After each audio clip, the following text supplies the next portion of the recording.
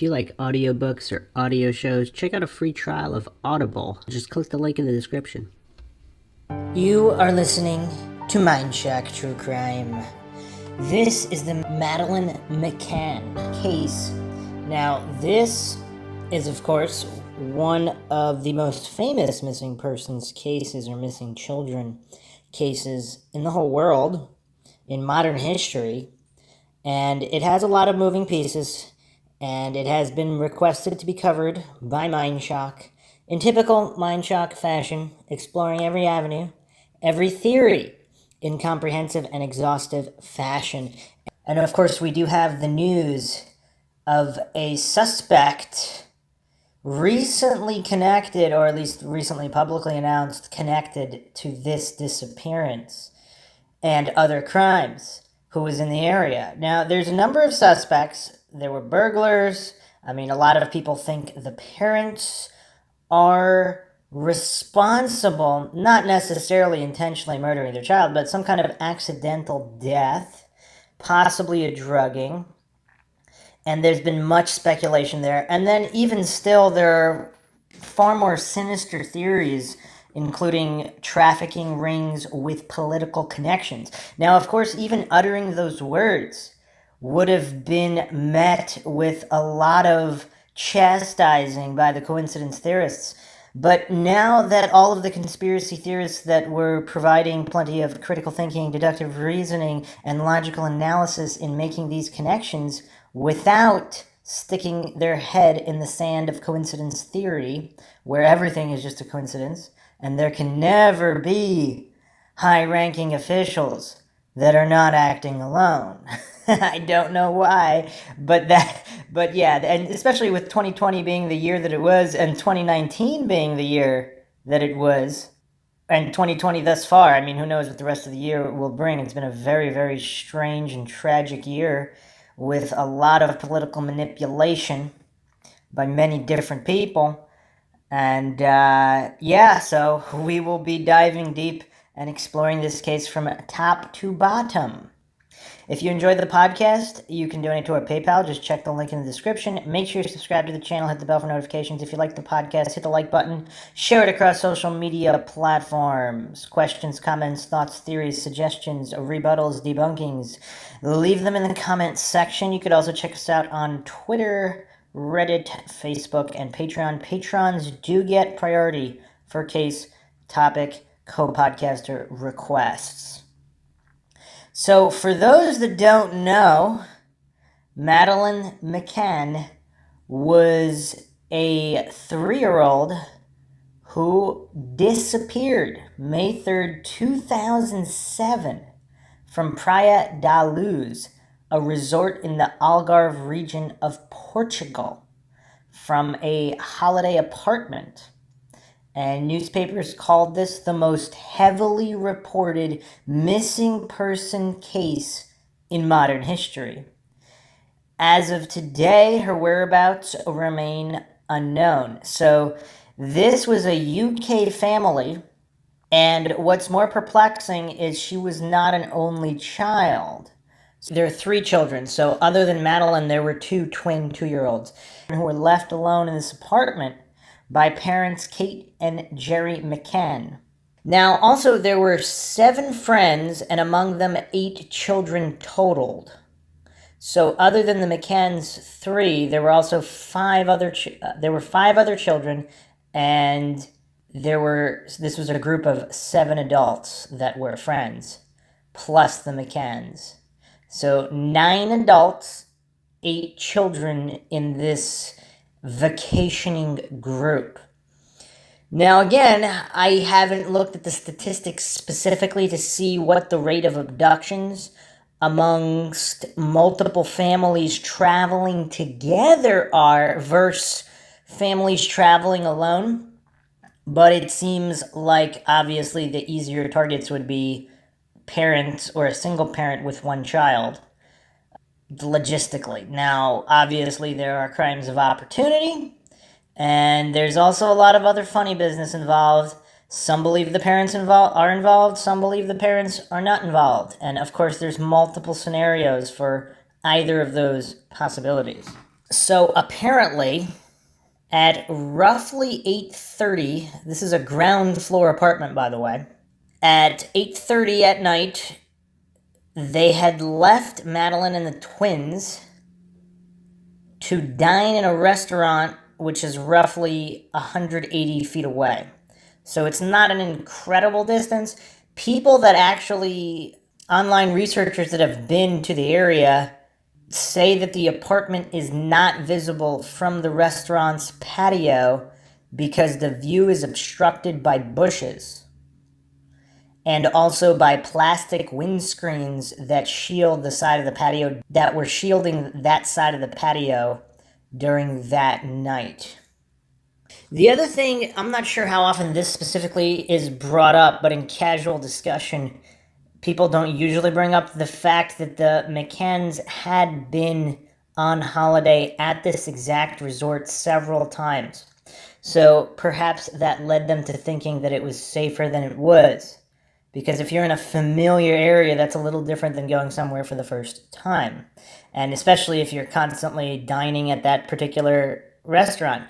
Now, what's a little bit bizarre is apparently the resort did have nannies that could have been used instead of leaving 3 children under the age of 4 alone in an apparently unlocked apartment. So, another theory that I haven't seen floated too much that I'll be going into more later is if Madeleine somehow, either through sleepwalking or whatever, she got up herself, walked out the apartment, and something happened to her somewhere else.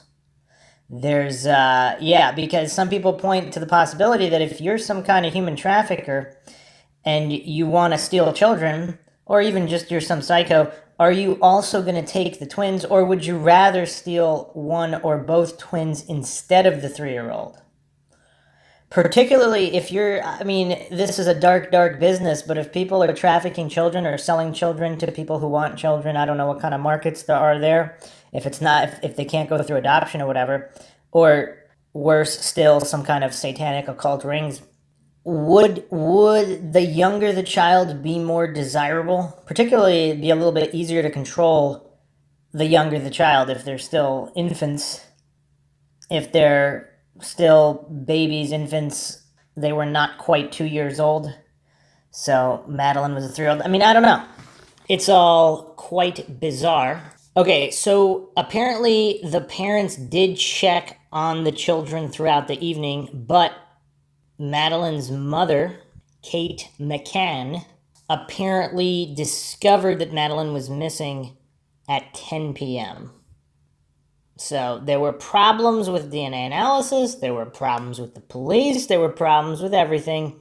The Portuguese police theorized that Madeleine had died in an accident in the apartment and that the parents had covered it up. The McCanns were given arguido, which is suspect status, in September 2007. So May 3rd, 2007 was the night of disappearance.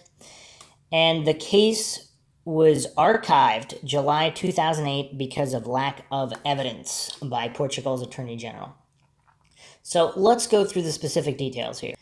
I will be referencing the Wikipedia with multiple other references. Her whereabouts remain unknown. German prosecutors in 2020 have stated that they assume that she is dead.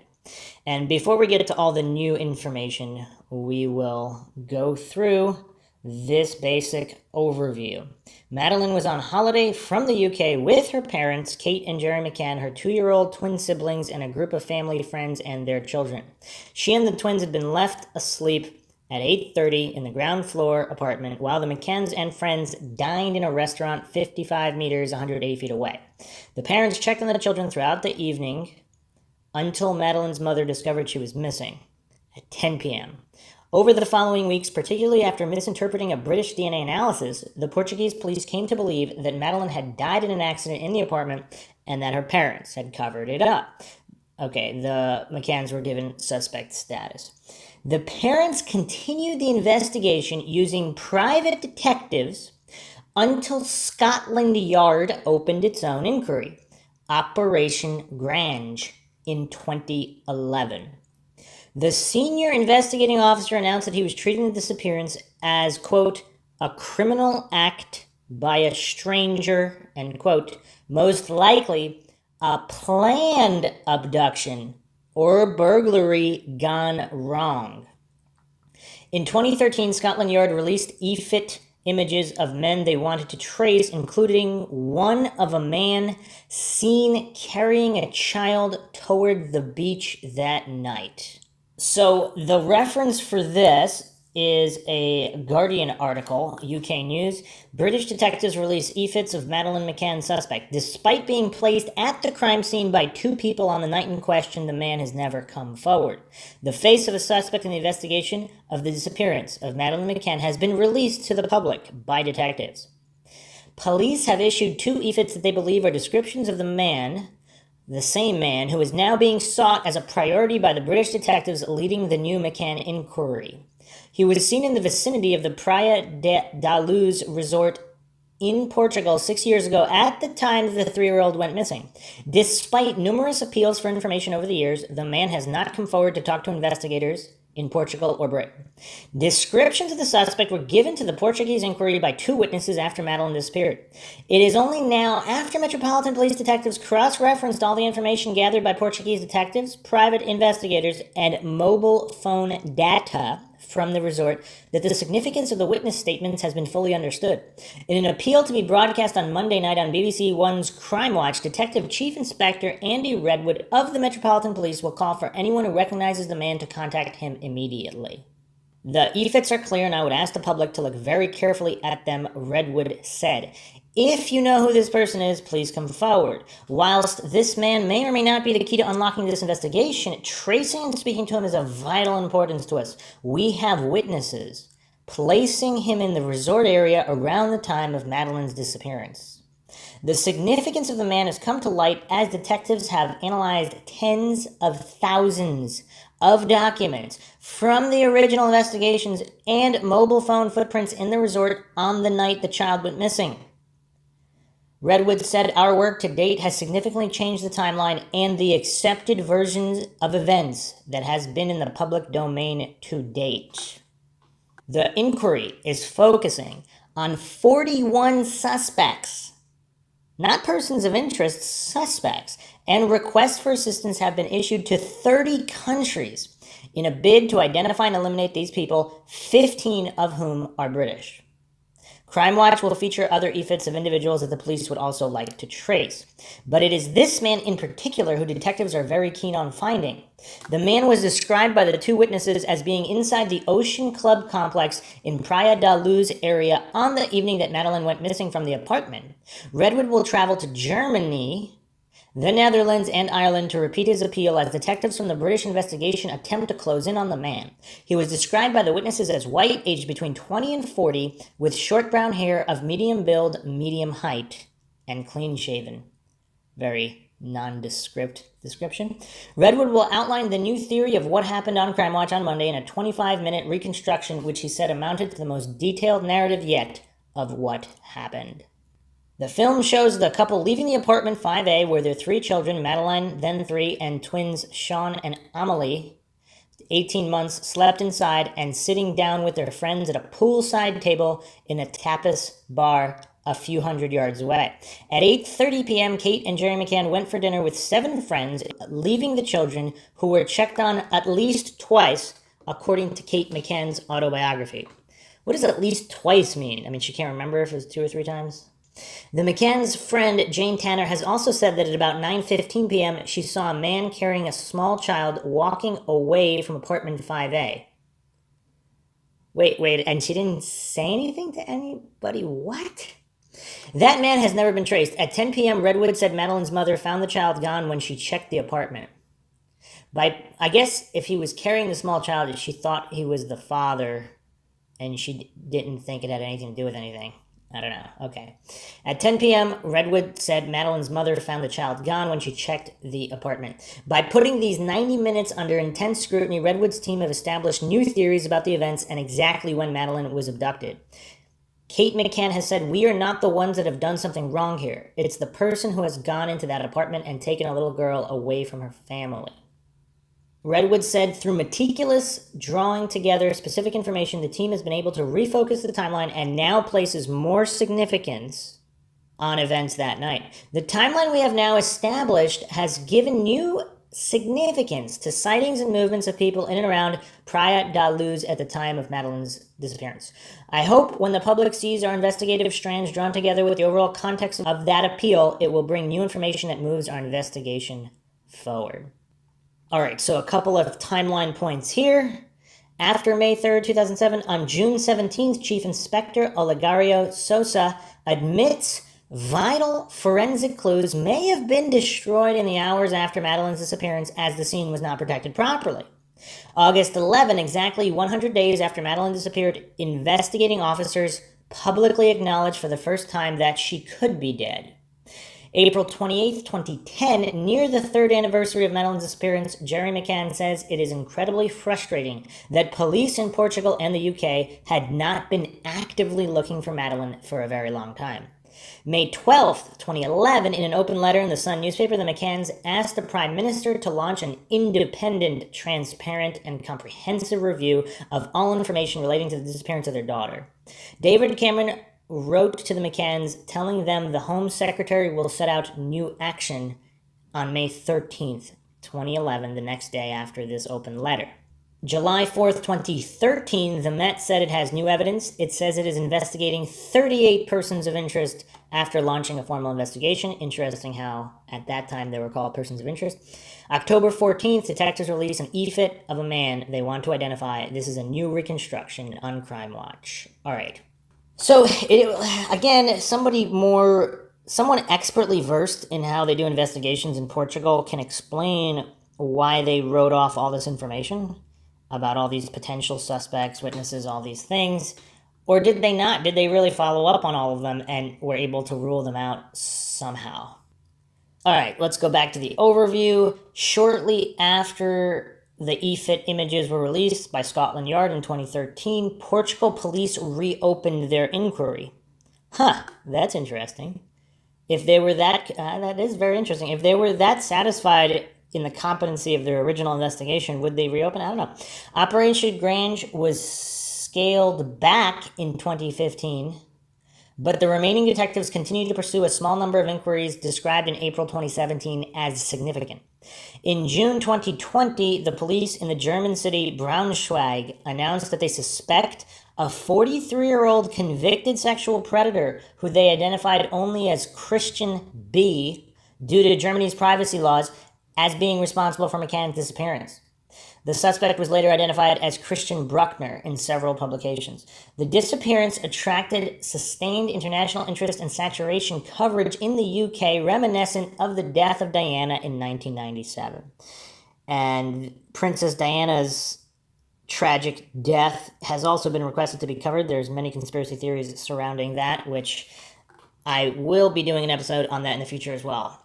All right, the McCanns were subjected to intense scrutiny and baseless allegations of involvement in their daughter's death, particularly in the tabloid press and on Twitter. In 2008, they and their traveling companions received damages and apologies from Express newspapers. And in 2011, the McCanns testified before the Leveson inquiry into British press misconduct, lending support to those arguing for tighter press regulation. All right, so let's go over the individuals involved here.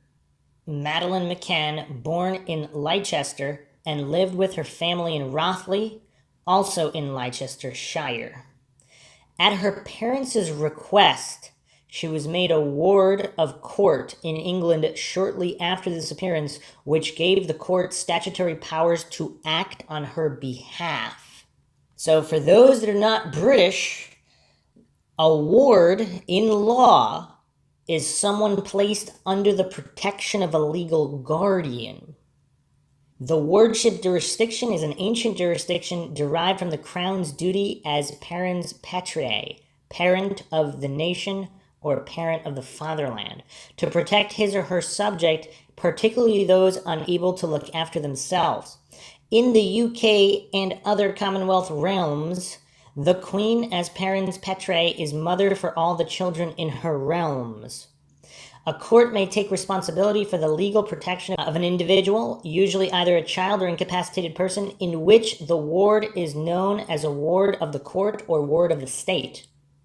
Okay, police described Madeleine as a blonde-haired with blue eyes, a small brown spot on her left calf, and a distinctive dark strip on the iris of her right eye.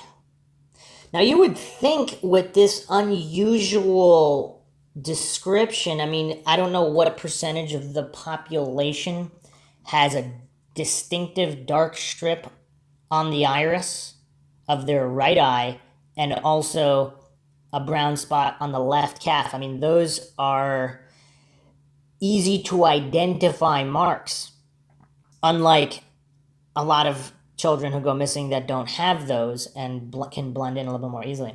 In 2009, the McCanns released age-processed images of how she may have looked at age 6, and in 2012, Scotland Yard commissioned one of her at age 9.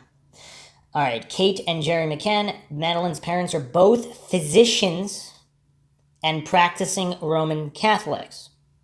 Kate Marie McCann, born 1968 near Liverpool in Huyton, attended All Saints School in Anfield, then Notre Dame High School in Everton Valley, graduating in 92 with a degree in medicine from the University of Dundee. She moved briefly into obstetrics and gynecology, then anesthetics, and finally general practice. Gerald Patrick McCann, born 1968 in Glasgow, attended Holyrood RC Secondary School before graduating from the University of Glasgow with a BSc in Physiology Sports Science in 89. In 92, he qualified in medicine, and in 2002, obtained his MD, also from Glasgow. Since 2005, he has been a consultant cardiologist at Glenfield Hospital in Leicester. The McCanns met in 93 in Glasgow and were married in 98. Madeleine was born in 2003, and the twins, a boy and a girl, in 2005. The Tapas 7. The McCanns were on holiday with 7 friends, 8 children in all, including the McCanns 3. The 9 adults dined together most evenings at 8:30 in the resort's tapas restaurant, as a result of which the media dubbed the friends the Tapas 7. The Tapas 7 included Fiona and David Payne, both physicians, their 2 children, and Fiona's mother, Diane Webster. The McCanns had known the Paynes for years. Kate had met Fiona in 2000 when they both worked in Leicester General Hospital's intensive care unit. Accompanying them were 2 couples the Paynes had originally introduced into the McCanns, Jane Tanner, a marketing manager, and her partner Russell O'Brien, a physician, who were on holiday with their 2 children, and Matthew Oldfield, another physician who was with his wife Rachel Oldfield, a lawyer, and their daughter. Jerry, Russell, and Matthew had worked together over the years. The Tanner sighting is Jane Tanner's report that she saw a man carrying a child away from the resort 45 minutes before Madeleine was reported missing, and this is one of the most discussed aspects of the case. Now, here's what jumps out at me immediately. Now, maybe I've just seen too many movies, but is it possible that these friends, or one or two, or one of the friends, or just one of the couples, or maybe all of them, if they're involved in some kind of illegal enterprise, anything from satanic, occult rings, child sacrifice rings, to just, I don't know, black market organ harvesting for children. I mean, that's dark. That's really, really dark.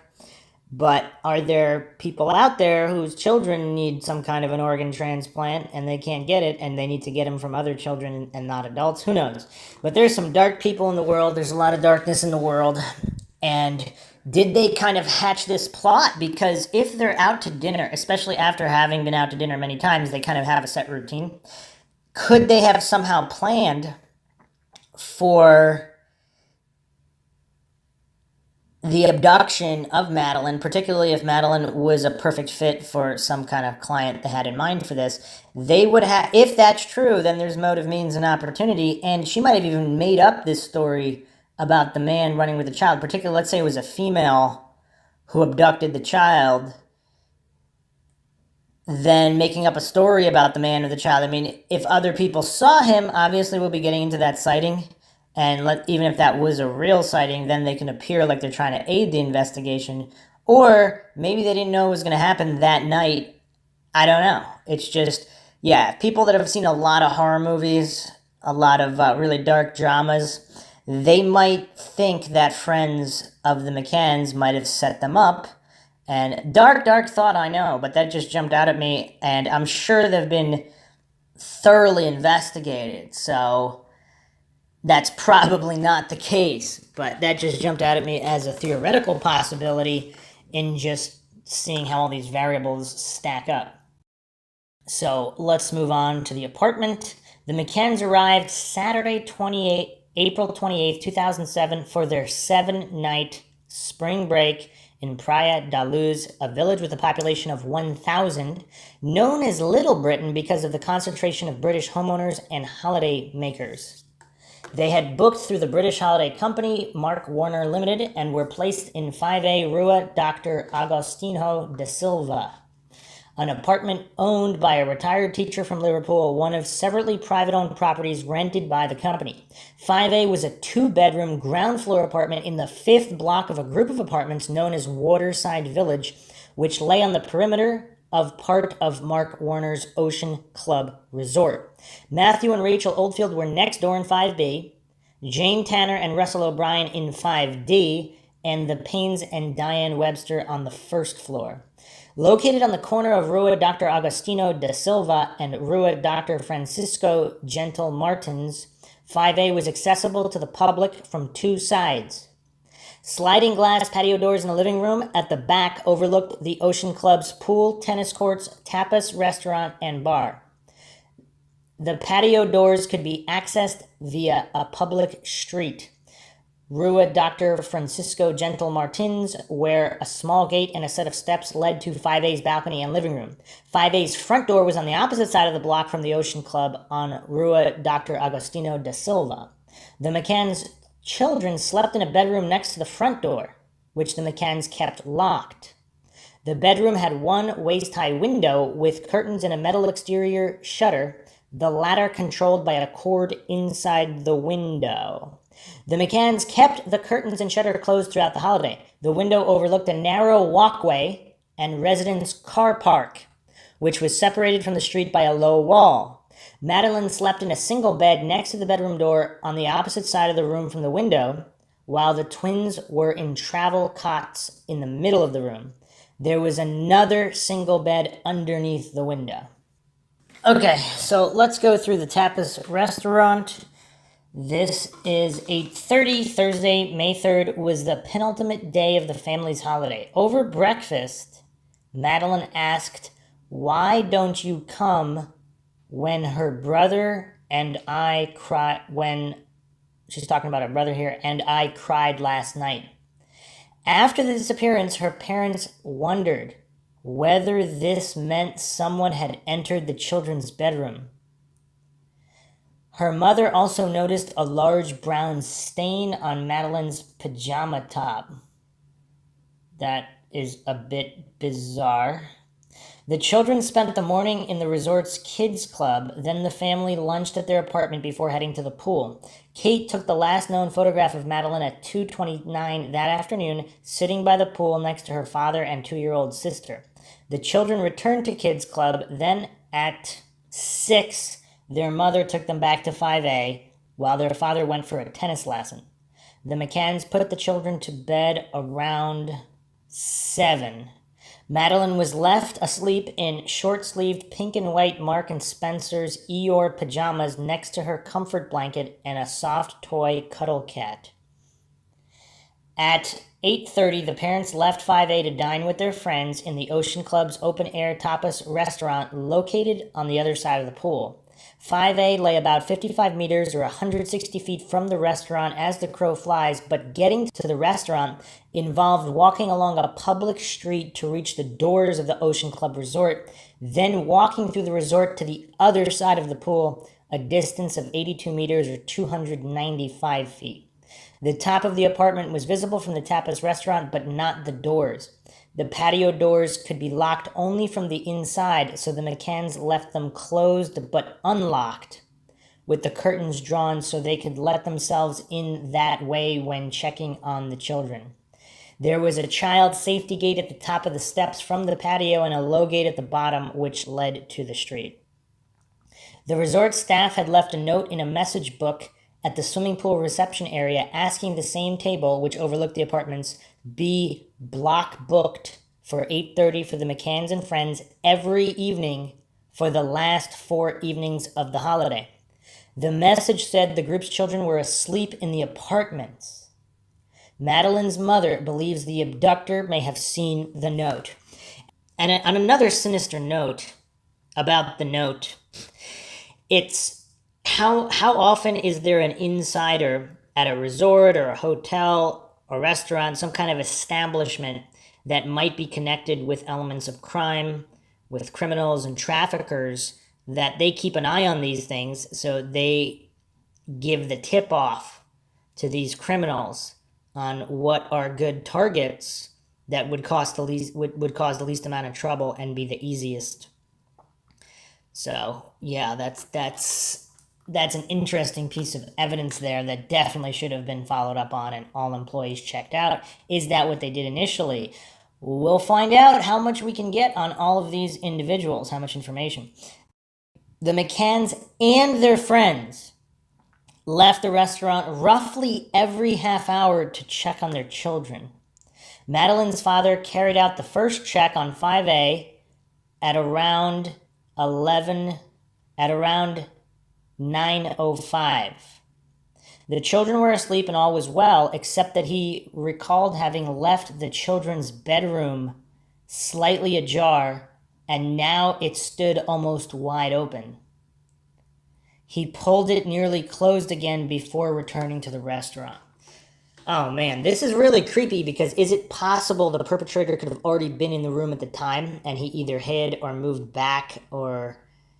Yeah, that's really, really creepy, unless that was just some kind of draft or his memory was imperfect. But yeah, that's rough. All right, so 9:15, the Tanner sighting. The sighting by Jane Tanner, one of the Tappa 7, of a man carrying a child that night became an important part of the early investigation. She had left the restaurant just after 9 to check on her own daughter, passing Madeleine's father on Rua Dr. Francisco Gentle Martins on his way back to the restaurant from his 9:05 check. He had stopped to chat to a British holidaymaker, but neither man recalled having seen Tanner. This puzzled the Portuguese police, given how narrow the street was, and led them to accuse Tanner of having invented the sighting. Tanner told police that around 9:15, she had noticed a man carrying a young child, walk across the junction of Rua Dr. Francisco Gentle Martins and Rua Dr. Agostinho da Silva just ahead of her. He was not far from Madeleine's bedroom, heading east away from the front of the apartment, 5A. In the early days of the investigation, the direction in which he was walking was thought to be important because he was moving toward the home of Robert Murat, the 33-year-old British-Portuguese man who lived near apartment 5A and who became the case's first suspect. The child in the man's arms was wearing light-colored pink pajamas and a floral pattern and cuffs on the legs, similar to Madeleine's. Now, I don't know how much that means, because are those cuff-type pink pajamas, I mean... Again, the whole thing is kind of rough. Tanner described the man as white, dark-haired, 5'7", tall, Southern European or Mediterranean appearance, 35 to 40 years old, wearing gold or beige trousers and a dark jacket, and said he did not look like a tourist. Tanner told the Portuguese police, but they did not pass the description to the media until May 25th. That's pretty terrible. That's a lot of lost time if this sighting is legitimate. Madeleine's fund hired a forensic artist to create an image of the man, which was released in October 2007. Scotland Yard believe it was an uninvolved British tourist carrying his own daughter. How did they come to that determination? Because if they never found and interviewed the guy and saw his daughter and those pajamas or similar pajamas. The sighting became important because it offered investigators a time frame for the abduction, but Scotland Yard came to view it as a red herring. In October, 2013, they said that a British holidaymaker had been identified as the man Tanner had seen. He had been returning to his apartment after collecting his daughter from the Ocean Club night creche, which is a night nursery. It took them that many years, October 2013, or are they just referring, and if this was only found out in 2013, all these years after, that's really bizarre. Or did they know the whole time, in which case, why didn't they release that information? Scotland Yard took photographs of the man wearing the same or similar clothes to the ones he was wearing on the night and standing in a pose similar to the one Tanner reported. The pajamas his daughter had been wearing also matched Tanner's report. Operation Grange lead detective DCI Andy Redwood said they were almost certain the Tanner sighting was not related to the abduction. So if this is all true and they identified this man, but why did it take so long? Really bizarre.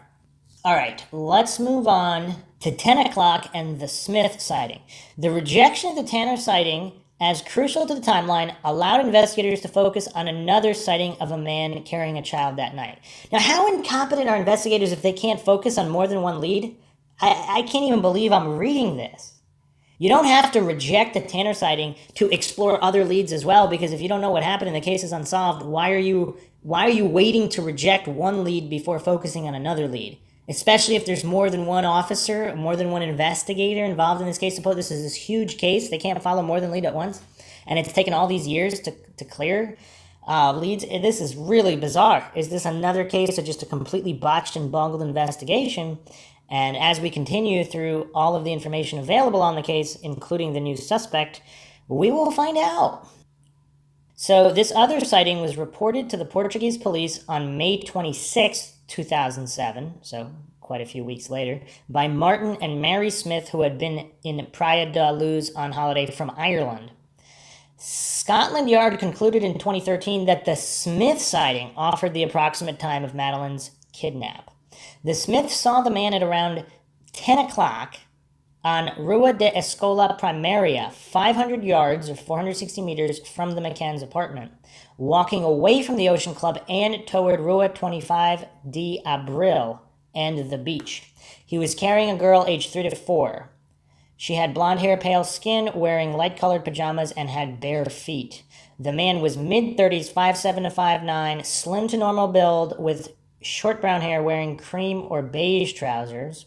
He did not look like a tourist, according to the Smiths, and had seemed uncomfortable carrying the child. E-fits based on Smith's testimony were first created in 2008 by Oakley International, private investigators hired by the McCanns, and were publicized in 2013 by Scotland Yard on Crime Watch. That's also bizarre to me, because if they knew this information and they had these e-fits based on the Smith's testimony in 2008, which is already kind of late, but they just held them for 5 years, for half a decade, they were prevented from going public with it, or for whatever reason chose not to go public, that's really, really bizarre. All right, 10 o'clock reported missing. Madeleine's mother had intended to check on the children at 9:30, but Matthew Oldfield, one of the Tapas 7, offered to do it when he checked on his own children in the apartment next to 5A. He noticed that the McCann's children's bedroom door was wide open, but after hearing no noise, he left 5A without looking far enough into the bedroom to see whether Madeleine was there. He could not recall whether the bedroom window and its exterior shutter were open at this point. Early on in the investigation, the Portuguese police accused Oldfield of involvement because he had volunteered to do the check, suggesting to him that he had handed Madeleine to someone through the bedroom window. That's kind of bizarre, though, because what if they declined his offer? I don't know, that doesn't seem real bulletproof evidence against him, but yeah, the whole thing doesn't make any sense, but this, again, we see this incompetence all the time. You're not going to actually check on the kid. Like, what's the point of checking on the kids if you're not actually checking on the kids? It's kind of bizarre. Kate made her own check of 5A at around 10. Scotland Yard said in 2013 that Madeleine was probably taken moments before this. Kate recalled entering the apartment through the unlocked patio doors at the back and noticing that the children's bedroom door was wide open. When she tried to close the door, it slammed shut as though there was a draft, which is when she saw that the bedroom window and its shutter were open. Madeleine's cuddle cat and pink blanket were still on the bed, but Madeleine was gone. After briefly searching the apartment, Kate ran backwards toward the restaurant, screaming, "Madeleine's gone. Someone's taken her." Around 10:10, Madeleine's father sent Matthew Oldfield to ask the resort's reception desk to call the police, and at 10:30, the resort activated its missing child search protocol. It's an interesting gap there, however. 60 staff and guests searched until 4:30, at first assuming that Madeleine had wandered off. One of them told Channel 4's dispatches that from one end of Luz to the other, you could hear people calling her name. Early response, the Portuguese police, 2 officers from the Gendarmerie, the Guarda Nacional Republicana, arrived at the resort at 11:10 from Lagos, 5 miles away. At midnight, after briefly searching, they alerted the criminal police, the Polícia Judiciária, in nearby Portimão. Kate McCann said the PJ arrived just after 1. According to the PJ, they arrived within 10 minutes of being alerted. At 2 patrol dogs were brought to the resort, and at 8, 4 search and rescue dogs. Police officers had their leave canceled and started searching waterways, wells, caves, sewers, and ruins. Inspector Gonçalo Amaral, head of the PJ in Portimão, became the inquiry's coordinator. It was widely acknowledged that mistakes were made during the so-called golden hours soon after the disappearance. Neither border nor marine police were given descriptions of Madeleine for many hours, and officers did not make house-to-house searches. According to Kate, roadblocks were first put in place at 10 the next morning. Police did not request motorway surveillance pictures of vehicles leaving Praia da Luz the night of the disappearance, or the road between Lagos and Vila Real de Santo Antonio on the Spanish border. Euroscut, the company that monitors the road, said they were not approached for information. It took Interpol 5 days to issue a global missing person alert.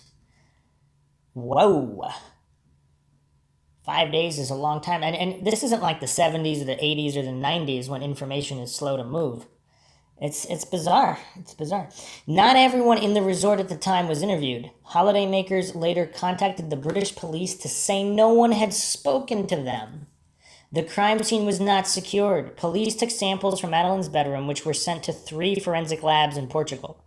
It was reported June 1st, 2007, that DNA from one stranger had been found, but around 20 people had entered the apartment 5A before it was closed off, according to Chief Inspector Olegario de Sousa of the PJ. According to Madeleine's mother, an officer placed tape across the doorway of the children's bedroom, but left at 3 without securing the apartment.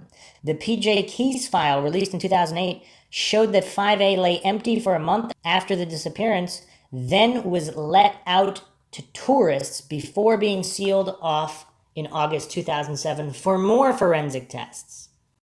A similar situation arose outside the apartment. A crowd gathered by the front door of 5A, including next to the children's bedroom window, through which an abductor may have entered or left, trampling on evidence. An officer dusted the window's exterior shutter for fingerprints without wearing gloves or other protective clothing. British police.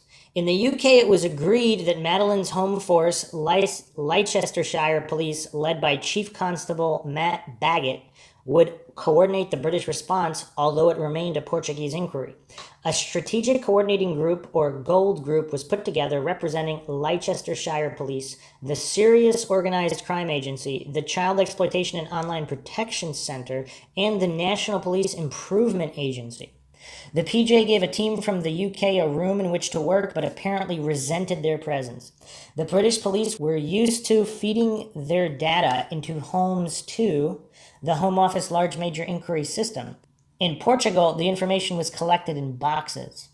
In addition, the PJ had less autonomy than police in the UK, often having to wait for magistrates' decisions, which slowed things down. In an interview for Anthony Summers and Robin Swan's book Looking for Madeleine in 2014, Jim Gamble, head of the CEOP at the time, said the Portuguese police felt they were being condescended to, and the British were acting as a colonial power. Kind of weird how people's egos can't even be set aside to help find a child. It's just bizarre. Human psychology always at play at all times. Media and PR. A PJ officer acknowledged in 2010 that the Portuguese police had been suspicious of the McCanns from the start because of the media circus. Jerry McCann told Vanity Fair in 2008 that he had decided to market Madeleine to keep her in the public eye. To that end, a string of public relations people arrived in Praia da Luz, deeply resented by the local police, who saw the media attention as counterproductive. Alex Woolfall of the British PR firm Bell Pottinger, representing Mark Warner Limited, dealt with the media for the first 10 days, then the British government sent in press officers. This was apparently unprecedented. The first government press officer was Sherry Dodd, a former Daily Mirror journalist who was followed by Clarence Mitchell, Director of Media Monitoring for the Central Office of Information. When the government withdrew Mitchell, the McCanns hired Justine McGuinness, who was reportedly headhunted for the job. When she left, Hanover Communications took over briefly, headed by Charles Lewington, formerly John Major's private secretary. In September 2007, Brian Kennedy of Everest Windows stepped forward as a benefactor and offered to cover Clarence Mitchell's salary so that he could return.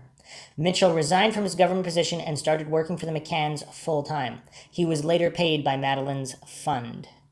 The McCanns set up Madeleine's fund Leave No Stone Unturned Limited on May 15, 2007 to raise money and awareness. Its website attracted 58 million hits in the first 2 days.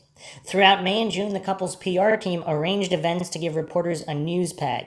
There was a visit to the Portuguese city of Fatima, where 3 children had reported a Marian apparition in 1917, as well as trips to Holland, Germany, Spain, and Morocco. On May 30th, 2007, accompanied by reporters, the couple flew to Rome in Sir Philip Green's Learjet to meet Pope Benedict XVI. A visit arranged by Cardinal Cormac Murphy O'Connor, the Archbishop of Westminster. The following month, balloons were let off in 300 cities around the world. By early June, journalists were voicing concerns. The sheer professionalism of it troubled journalists, according to Matthew Paris. Placing Madeleine on the front page of a British newspaper would sell up to 30,000 extra copies. She appeared on the cover of People magazine May 28, 2007, on the front page of several British tabloids every day for almost 6 months, and as one of Sky News' menu options, UK News, Madeleine, World News. Between May 2007 and July 2008, the Portuguese tabloid Correio de Mana published 384 articles about her. By June 2008, a search for her name on YouTube returned over 3,680 videos and 7 million posts. So, obviously, this is a very, very the media presence was very, very heavy. All right, let's look at the first Portuguese inquiry. So this was 2007 through 2008. 12 days after the disappearance, Robert Murat, a 34-year-old British-Portuguese property consultant, became the first arguido. Born in Hammersmith, West London, Murat lived in his mother's house, Casa Liliana, 150 yards, 137 meters, from apartment 5A, in the direction of which the man in the Tanner sighting had walked. He was made an arguido after a Sunday Mirror journalist told police he had been asking about the case. The PJ had briefly signed him up as an official interpreter. He said he wanted to help because he had a daughter in England around Madeleine's age. He was asking about the case, and he was briefly signed up as an official interpreter. Is this a case of a criminal wanting to be involved in the case? Is this more akin to some kind of serial killer acting alone who wants to be involved? Or because somebody part of some... or maybe he could be an agent working as part of some trafficking ring and he wants to keep inside tabs on the investigation to make sure it stays cold, perhaps? A lot of possibilities there. 3 members of the Tapas 7 Fiona Payne, Russell O'Brien, and Rachel Oldfield said they had seen Murat outside apartment 5A shortly after the disappearance, as did an Ocean Club nanny and 2 British holidaymakers. This would not have been surprising considering how close Murat lived to 5A, but he and his mother said he had been home all evening. Now, this is of course very curious, but as we see in many cases, either people want to avoid suspicion or they're covering up other illicit and or criminal activity they don't want found out about, and they're not necessarily responsible for this particular crime. Because just because someone is acting shady, that doesn't mean a particular crime that they're accused of being involved with is the only possible crime they could have been involved in on that particular time period in question. Particularly if certain individuals are into drugs or other things, they're constantly going up and around, up and about, and they're not going to admit their other shady illegal dealings. So they're going to make up a false alibi, but it's not necessarily because they were involved in a murder or a disappearance or whatever was in question that makes them look shady. So again, black and white fallacies, we have to avoid falling for them. The McCann circle was clearly suspicious of Murat. One of the McCann supporters offered Richard Bilton, a BBC reporter, exclusive access to any new developments in the case if Bilton would report back what the press pack was saying about Murat. Beginning on May 15, 2007, Murat's home was searched, the pool drained, his cars, computers, phones, and videotapes examined, his garden searched using ground radar and sniffer dogs, and 2 of his associates questioned. In March 2008, one of those associates had his car set fire to with the word Fala, speak, sprayed in red on the pavement. All right, so clearly there was some investigation done here. Because if they thoroughly investigated this guy, is this guy good enough to commit this crime? And would he even commit the crime if he's that close to that apartment? It seems kind of unlikely. I don't know. Do perpetrators, either opportunists or experienced serial killers, would they strike so close to where they live? I mean, obviously there's a certain familiarity with it. You can go all the way back to the Jack the Ripper's murders, and if you haven't checked out the incredibly comprehensive Jack the Ripper podcast series on MindShock, we do have more episodes coming in that one. There's over 100 suspects of which we will be looking at. Some theorize that it was a local living directly in the neighborhood, and that would have certain advantages of being able to slip away through back alleys unnoticed, as opposed to a serial killer from elsewhere coming in to strike and then leaving, who might possibly be more out of place and harder to move around. So, and again, if it is a local who other locals know, if he's wearing a disguise, then he just takes off the disguise and he's like, oh, hey there, neighbor. Whatever. There's certain advantages, obviously, criminals have operating in an area that's their home base and they're familiar with, but there's advantages and disadvantages. So it's, yeah. Or is it possible this guy only abducted and or harmed and or sold this one girl and then never did it before or since? I mean, I guess there's a certain percentage possibility, but we don't know. There was nothing to link Murat or his friends to the disappearance, and Murat's Argito status was lifted July 21st, 2008, when the case was archived. Is this also a case of no good deed goes unpunished? What if he really was just a local trying to be helpful? I don't know. It depends. Like, how often did he work? If he was sort of like a busybody type individual who didn't have a whole lot of work, not a lot to do, and he was trying to make himself useful, I mean, that's a possibility as well. We can't discount that either. In April 2008, he received £600,000 in out-of-court settlements for libel in what the Observer said was the largest number of separate libel actions brought in the UK by the same person in relation to one issue. His friends received £100,000 each. You know what else is bizarre? Is it possible that this guy is kind of a shady, opportunist, sketchy individual? who knew that he would be looked at as a suspect. Now, if he was obviously 100% innocent, would he interject into the case to make himself look guilty with it pre-planned that the libel would ensue, or at least a high probability, and he would get some kind of a settlement by making himself look suspicious? Maybe even by lying about his whereabouts. Like, let's say he was out for a walk, or, I mean, again, you'd have to examine his normal actions. If he takes a walk every night in roughly the same area as this apartment and all these other areas, and then he intentionally lied saying he was home to make himself look suspicious, and then he was trying to interject himself into the case. Is that a strategy certain people use to sue tabloid newspapers? I mean, obviously, I don't think it's a widespread strategy, but did this particular individual hatch this forward-thinking 3D chess plot and then take advantage of it? And obviously, that would mean he'd be innocent. Otherwise, he probably wouldn't do that. So, many different things to ponder and explore without falling for fallacies. Exploring every variable here, because this is obviously a very bizarre case. In July 2014, during Operation Grange, one of those friends was questioned again as a witness, this time by the PJ on behalf of Scotland Yard. In December that year, Murat and his wife were questioned, also on behalf of Scotland Yard, along with 8 others. So this does seem like they're actually doing a real investigation here. In 2017, Murat's mother, Jenny Murat, added her voice to those who had witnessed suspicious events around 5A that night.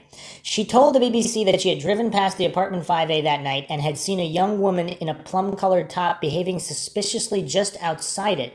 Information she said she had passed to the police at the time. She also said she had seen a small brown rental car speeding toward the apartment, driving the wrong way down a one-way street. All right, it's MINDSHOCK time. This is a detail, I know some people are familiar with it, but I don't know if it gets enough attention. Because first of all, are they changing their stories? Because his mother originally said that she and him were home that night. Or is this a case of them wanting to, is this all part of the libel plot? Trying to get more money by making up stories to appear guilty when they know they're not guilty. They know they can't be convicted because they didn't do it, and no evidence would ever exist because they didn't do it. So would they toy with police? And obviously it is a crime. You can't just, interfere with an investigation like that, giving them false leads, especially taking time and resources away from a real investigation. But I don't know if these are deranged individuals. I'm not alleging they are or they aren't. I'm just trying to explore every possibility. Or she's telling the truth. Or they really are involved and they're making up stories to divert attention from themselves. But it just seems unlikely given their proximity, because if this was a normal thing where they're stealing children constantly, which we will explore possibilities in individuals regarding that theory. But shouldn't this have been more investigated originally? Because we're looking at 2017 here during the Scotland Yard investigation. What is going on? 10 years after, and for this information to become public? I mean, this is important information. If she had, it doesn't say at what point. She said she passed it to the police at the time. So the young woman in a plum-colored top behaving suspiciously outside 5A, and the speeding vehicle going a small brown rental car speeding towards the apartment the wrong way down a one-way street. So if this information was given that night, we don't know when. It doesn't state here at what point she claimed she told the police originally. They possibly could have had a lot more leads that night and been moving a lot quicker. 10 years. All right. Witness statements. In statements to the PJ, witnesses described men behaving oddly near apartment 5A in the days before the disappearance and on the day itself.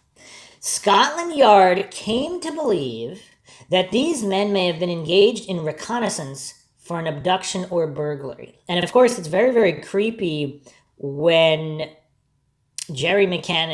when the McCanns mentioned Madeleine saying why they didn't come into her room when she was crying. And I guess there was no further info there, but were they actually in the room that night as well?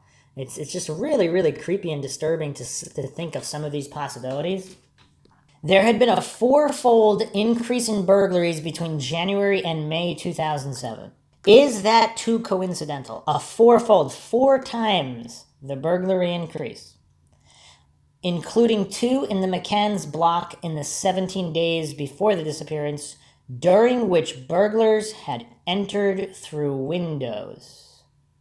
Several witnesses reported men collecting for charity. On April 20th, a bedraggled-looking man asked a tourist in her apartment near 5A for money for an orphanage in nearby Espich. Apparently, there were no orphanages or similar in or near Espich at the time. The witness described the man as pushy and intimidating. On the 25th or 26th of April, the tourist who rented apartment 5A before the McCanns found a man on his balcony who had entered via the steps from the street. Polite and clean-shaven, the visitor asked for money for an orphanage. On the day of this disappearance, May 3rd, there were 4 charity collections by 2 men in the streets around 5A. At 4 p.m., 2 black-haired men approached a British homeowner looking for funds for a hostel or hospice in or near Espich. And at 5 p.m., 2 men approached another British tourist with a similar story. Now, this is a lot of shady activity going on around 5A in the days and weeks prior to the abduction or disappearance. An ugly blonde-haired man was seen on May 2nd across the road from 5A. I mean, describe the man. He was an ugly guy. He was an ugly blonde-haired guy. Can you imagine seeing that on the police report?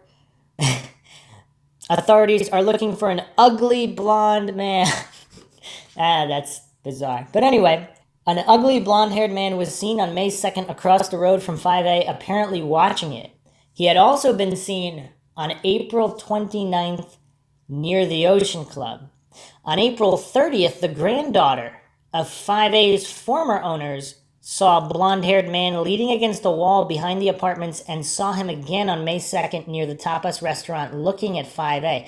You know what's really bizarre? All these witnesses are specifically saying he's looking at 5A or in the direction of 5A.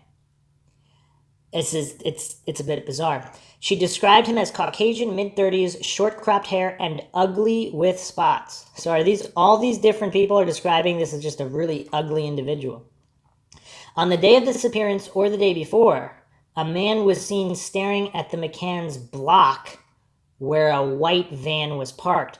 All right, so there seems to be a clear distinction between witnesses saying he was looking at 5A and he was looking at the McCann's block, the entire block. Now we have a white van, a parked white van. In the late afternoon, May 3rd, a girl on the balcony of the apartment above 5A saw a man leave through the gate below as he had come out of a ground floor apartment. What caught her attention was that he looked around before shutting the gate quietly with both hands. That's creepy. At 2:30 p.m., 2 blonde-haired men were seen on the balcony of 5C, an empty apartment 2 doors from 5A. Between 4 and 5 p.m., a blonde-haired man was seen near 5A. At 6, the same or another blonde-haired man was seen in the stairwell of the McCann's block. At 11 p.m., after the disappearance, 2 blonde-haired men were seen in a nearby street speaking in raised voices. When they realized they had been noticed, they reportedly lowered their voices and walked away. All right, very creepy, mind-shocking material here. Is it possible there's this ring of burglars, because obviously we had a 4-fold increase in burglary activity in the months leading up to the disappearance?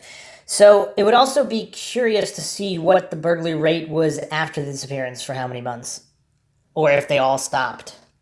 But what jumps out at me here, just going through different theoretical possibilities, is it possible this was a burglary ring And this was the one time they decided to also do an abduction because maybe one of the members of the burglary ring has another shady criminal friend who said that children would yield a lot of money on the black market. Maybe there was some disagreement within the burglary ring.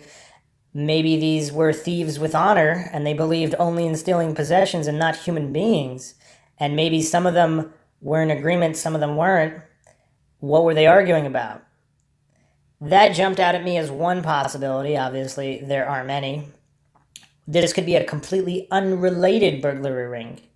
Perhaps the burglars were in the middle of burglarizing an apartment when the abduction was going on, and through all of this commotion, they were worried about being caught because there's other criminals doing other different criminal activity. So there's a lot of different variables, a lot of different possibilities of what was going down that night. But if all of these witnesses are specifically reporting ugly blonde guys staking out 5A specifically in the days leading up to the day of and the night of the disappearance, I mean, even the most hardcore coincidence theorist would have trouble writing that off. And the other thing that's bizarre, what is with this connection to these people raising money for orphanages that don't exist? I mean, this is also right out of a horror movie. Why are these people asking for money, some of which are pushy and intimidating, others of which are polite? Really bizarre. All right. Obviously, it's also possible that at 11 p.m. after the disappearance, two blonde-haired men were possibly arguing about a million different things. A cheating girlfriend, some drug thing, something not illegal at all, disagreements about where they want to go on vacation next. It could be a million different things. And being noticed and lowering voices and walking away for civil people, is that what they would do? Because if they don't know about the disappearance, or maybe they do and they're arguing about something else, they don't want to cause trouble. I mean, obviously it doesn't necessarily mean anything. But all right, let's move on to the McCanns as Arguidos. Early suspicion. The first indication that the media were turning against the McCanns was on June 6, 2007, when a German journalist asked them during a Berlin press conference whether they were involved in the disappearance. You know what's weird? What did that German journalist expect them to say? Like, even if they were involved. Oh, yeah, by the way, yeah, thanks for calling us on it. It's all a big sham. We can shut it down now. Arrest us now. Like, I mean, obviously he was looking for some kind of a reaction or a tell. And then to play off that, which, of course, we will be examining some body language interviews and all those things, which they're really difficult to judge because, let's say, I haven't floated this theory yet, but I'll throw it out there right now. This would be incredibly mind-shocking. Obviously, I don't believe this is true. There's not enough evidence, but just in terms of looking through all the different possibilities, if the McCanns, let's say, were involved in some kind of organ harvesting thing and they were offered a lot of money for their child or some kind of satanic occult, their lives threatened, so they know something, but they denied, and they didn't want her taken. They denied all involvement. They were completely innocent, but maybe they didn't report to authorities, or maybe they did and the authorities were corrupt and didn't listen to them and they were fearing for their lives. How would a couple react in that situation? Because they don't want their other twins taken. I mean, you got limited options if you're dealing with a certain amount of corruption and evil, where it's just difficult. Obviously, would they just pack up and leave and go to another country? It's all problematic because, especially if they know it's some kind of international high-level ring, they don't necessarily have a lot of recourse there. However, they might appear very deceptive with nervous twitches and stuff because they know a lot more than they said, but they're not responsible. So something in that capacity could explain certain things. But anyway, let's continue here. On June 30th, a 3,000-word article entitled "The Madeleine Case, A Pact of Silence" appeared in Sol, a Portuguese weekly, stating that the McCanns were suspects, highlighting alleged inconsistencies between their statements and implying that the Tanner sighting had been invented. The reports had obtained the Tapas 7's mobile numbers and that of another witness, so it was apparent that the inquiry had a leak. This and later articles in the Portuguese press, invariably followed up in the UK, made several allegations based on no evidence, which would engulf the McCanns for years on social media. They included that the McCanns and the Tapas 7 were swingers, that the McCanns had been sedating their children, and that the group had formed a pact of silence regarding what had happened the night of the disappearance. Much was made of apparent inconsistencies within and between the McCanns and Tapas 7's statements. The police had asked the group questions in Portuguese, and an interpreter had translated the replies. According to Kate McCann, the statements were then typed up in Portuguese and verbally translated back into English for the interviewees to sign. Well, that is very problematic if that's the normal procedure. Wow. That cannot be the normal procedure. You know, another possibility, let's say they were swingers or drug traffickers, or let's say they were involved in something else illegal, but they weren't involved in the disappearance. They're not necessarily, why would they want all of their illegal dealings exposed if it had nothing to do, or they truly believe it had nothing to do with the disappearance? So that could also account for some inconsistencies without them being responsible. Among the inconsistencies was whether the McCanns had entered the apartment by the front or back door when checking on the children. According to the PJ case file, Jerry stated during his first interview on May 4th, 2007, that the couple had entered 5A through the locked front door for his 9:05 and her 10 o'clock checks, and in a second interview on May 10th, he had entered through the unlocked patio doors at the back. The patio doors could be unlocked only from the inside, so the parents had left them unlocked to let themselves in. There was also an inconsistency about whether the front door had been locked. Jerry told the Sunday Times in December 2007 that they had used the front door earlier in the week, but it was next to the children's bedroom, so they had started using the patio doors instead. The PJ also questioned why, when Kate discovered Madeleine was missing, she had run to the Tapas restaurant, leaving the twins alone in 5A, when she could have used her cell phone or shouted to the group from the 5A's rear balcony. Well, and then the other thing, though, too, is if a mother has a missing child that she believes was harmed or abducted, not just wandered off, I mean, how much logic is available in a panicked mind? I mean, obviously every individual is different. Every individual reacts differently. And I don't know. It's hard to really quantify that definitively. Another issue was whether the exterior shutter over Madeleine's bedroom window could be opened from outside.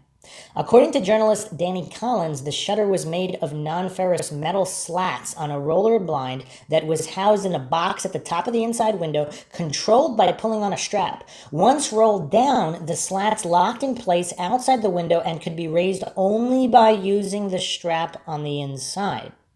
Kate said the shutter and window were closed when Madeleine was put to bed, but open when she discovered Madeleine was missing. Jerry told the PJ that when he was first alerted to the disappearance, he had lowered the shutter, then had gone outside and discovered that it could be raised only from the outside. Against this, police said that the shutter could only be raised from the outside without being forced, but there was no sign of forced entry. They also said forcing the shutter open would have caused a lot of noise. The apparent discrepancies contributed to the view of the PJ that there had been no abduction. Kate's shout of "they've taken her" was viewed with suspicion, as though she had been paving the way for an abduction story. Particularly from August onwards, these suspicions developed into the theory that Madeleine had died in apartment 5A as a result of an accident, perhaps after being sedated to help her stay asleep, and that her parents had hidden her body for a month before retrieving her and driving her to an unknown place in a car they had hired over 3 weeks after the disappearance. In 2010, Carlos Anjos, former head of the Police Detectives Union in Portugal, told BBC Panorama that most Portuguese investigators still believed Madeleine had died as a result of an accident in the apartment. You know what else is really, really bizarre?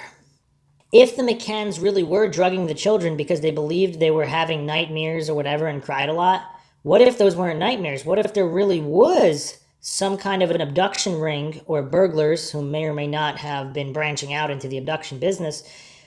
If that were true, obviously there would be a lot of shadiness surrounding the McCanns, because are they going to admit they were drugging their children? It's a bit bizarre. Also, where did they hide her for a whole month? Because the parents hid the body at what moments? Obviously, these are all things that need to be explored, but and then the other point, of course, if this was an accident and they were covering it up, what would they say and how would they act? So, again, obviously, the police need to examine all possibilities. But it's hard to completely dismiss it as an accidental death being covered up as an abduction, because that probably is how they would do it if they were doing that. Obviously, it doesn't mean they're doing that. Portugal sends a letter rogatory. On June 28, 2007, the McCann suggested to the PJ that the police request help from Daniel Krugel, a South African former police officer who had developed a matter orientation system, a handheld device that he claimed could locate missing people using DNA and satellites. On hearing about this years later, one scientist said it had caused his BS detector to go off the scale. Kate McCann wrote in 2011 that Krugel's claims made no sense, but the couple were desperate. In the second week of June, they sent him hair and eyelashes from Madeleine collected from the family home by relatives in the UK. Krugel arrived in Praia da Luz on July 15th and told the McCanns his equipment had picked up a static signal in an area of the beach near Rocha Negra Cliff. I wonder if this area was searched prior to this. The officer in charge of the PJ inquiry, Inspector Gonzalo Amaral, interpreted Kate's support of Krugel as a ploy. By this point, he believed the McCanns were involved in the disappearance, and Kate was using Krugel. She had also considered using psychics to, quote, disclose the location of her daughter's body, end quote, without compromising herself. How does that make any sense? What? Why would you want the location of the body disclosed in the first place if you were responsible? No body, no crime. It's weird. This is really what this inspector thought? Like, this is bringing more attention to her with all of these psychics and things. I mean, not if they're being used to disclose the location of a body. Obviously, some people believe psychics are real, certain percentage, and if you're desperate, you got nothing to lose, especially if the police aren't doing anything. I mean, desperate parents obviously would go to psychics. And I do have an episode coming up on psychics that actually solve cases, of which there are quite a few. A lot of people don't want to talk about that just because of the overwhelming amount of fraud psychics that some people fall for the black and white fallacy of saying that they're all frauds, which might be true or it might not be true. All right, anyway, with this in mind, the PJ sent a letter rogatory to the British police to ask for assistance in their search for Madeleine's body. In response, Mark Harrison, the National Search Advisor for the British National Policing Improvement Agency, arrived in Praia da Luz, walked around the search areas, and flew over them by helicopter. Describing Krugel's ideas as highly unlikely, Harrison's report, dated July 23, 2007, said that 100 officers had searched up to 9.3 miles around Praia da Luz, but that the officer in charge and most of the team had no training in search procedures, with the exception of a search and rescue team from Lisbon. Search dogs had been used, but after 5 days instead of within 2 days, as the handlers recommended. What the heck? That's really bizarre as well. Harrison suggested searching the beach and shoreline, an open area near their village, Robert Murat's property, apartment 5A, the Tapas Sevens apartments, and any hired vehicles. He recommended using ground-penetrating radar and bringing in Keela and Eddie, 2 Springer Spaniel sniffer dogs from South Yorkshire. They must have a good reputation. He knows them by name. All right, the British sniffer dogs arrive. Keela was a CSI dog trained to give her handler, Martin Grime, a passive alert to the scent of human blood by placing her nose to the spot, then freezing in that position. Eddie was an enhanced victim recovery dog, or cadaver dog, who gave a bark alert to the scent of human cadavers, including shortly after the death of the subject, even if the remains were buried, incinerated, or in water. He was trained to bark only in response to that scent and not for any other reason. The dogs arrived in Praia da Luz on July 31st, 2007 and were taken to apartment 5A, nearby Wasteland and the beach. Both dogs alerted behind the sofa in the living room of 5A, and Eddie gave an alert near the wardrobe in the main bedroom. There were no alerts on the beach or wasteland. Another thing, would there have been alerts on the beach or wasteland this far after the disappearance? With the wind and all those things, I guess there would be. I mean, these are pretty good dogs, but the PJ obtained warrants to search the house that McCann's had rented on Rua das Flores and the silver Renault Scenic the couple had hired 24 days after Madeleine went missing. The house and grounds were searched on August 2nd. The only alert was from Eddie when he encountered Cuddle Cat, which was lying in the living room. Keela did not give an alert. The police left with boxes of the McCann's clothes, Cuddle Cat, a pair of latex gloves, suitcases, a notepad, 2 diaries, including one that Kate had started after the disappearance, and a friend's Bible she had borrowed. A passage the Bible's owner had marked from Samuel 2 was about the death of a child, was copied into the police case file along with a Portuguese translation. Keep in mind, this all seems to be going on July 31st, 2007, not immediately after. This is all with the dog search. The items were taken to another location where Eddie alerted to one of the boxes of clothes. A source close to the McCann's lawyers told reporters that if there was indeed a smell of corpses on Kate's clothes, it could have been caused by her contact with corpses as a family doctor. The police removed the silver Renault Scenic the McCanns had hired 3 weeks after the disappearance. And on August 6th, Keela and Eddie were taken to an underground car park opposite the PJ headquarters in Portimao, where 10 cars were parked, 20 to 30 feet apart, including the McCanns and Robert Murat's. It looks like this investigation, although it's moving slowly, I mean, they're actually doing tests and actually investigating. I mean, this is somewhat impressive. Eddie, the cadaver dog, gave an alert outside the McCann's car by the driver's door. The next morning, Keela alerted to the rear driver's side inside the trunk and the map compartment in the driver's door, which contained the ignition key and the key ring. When the key ring was hidden underneath sand in a fire bucket, she alerted again, as she did when the bucket was moved to a different floor of the car park.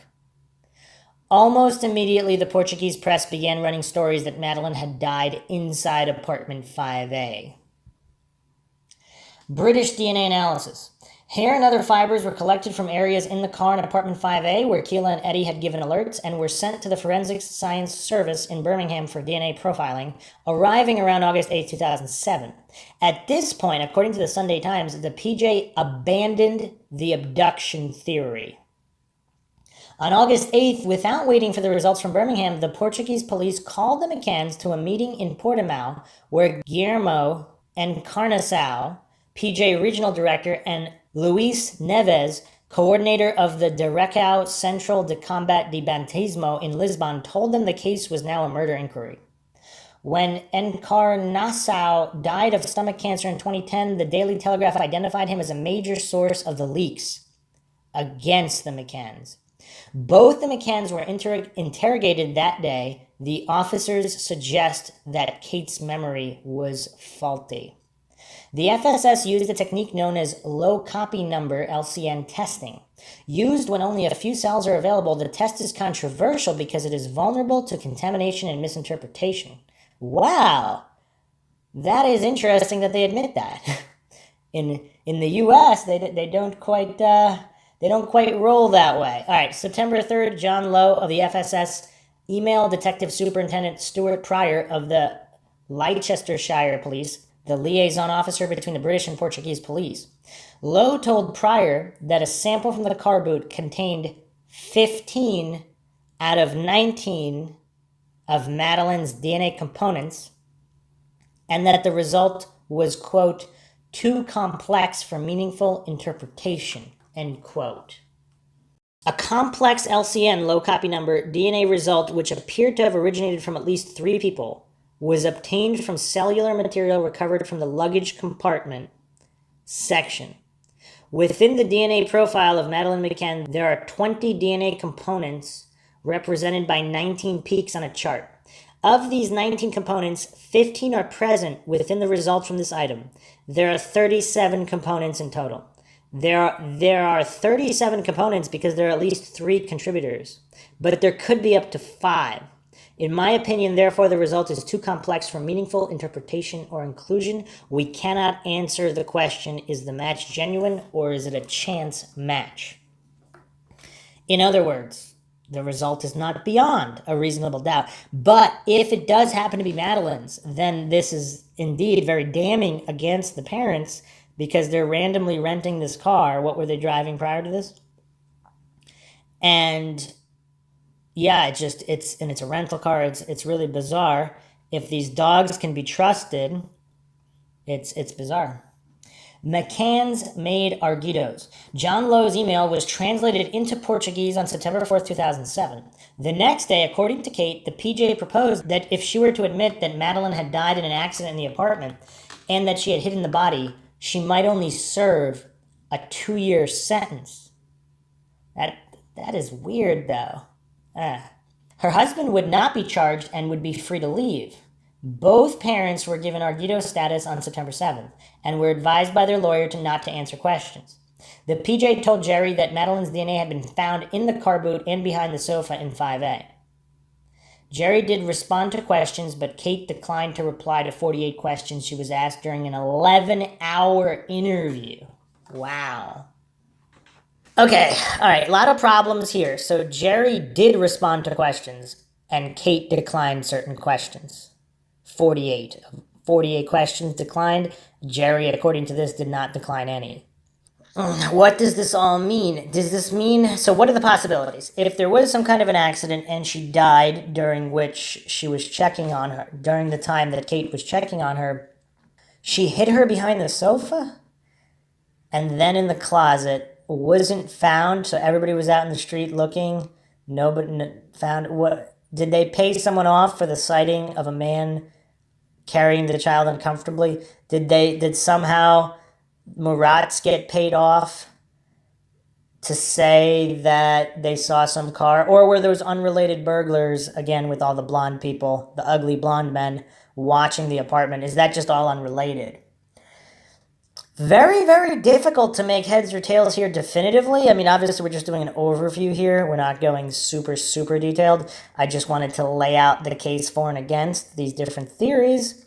And it seems aspects of the investigation could have been bungled, again, through mistranslations and the like. But other aspects, they're doing real investigation here, especially with these dog tests and the spacing of the vehicles. There was definitely some work done here. The DNA evidence was 100% match, journalists in Portugal were told. So they were not informed about the drawbacks or possible inaccuracies, the limitations of this test. British tabloid headlines included Brit Lab bombshell, car DNA is 100% Maddie's.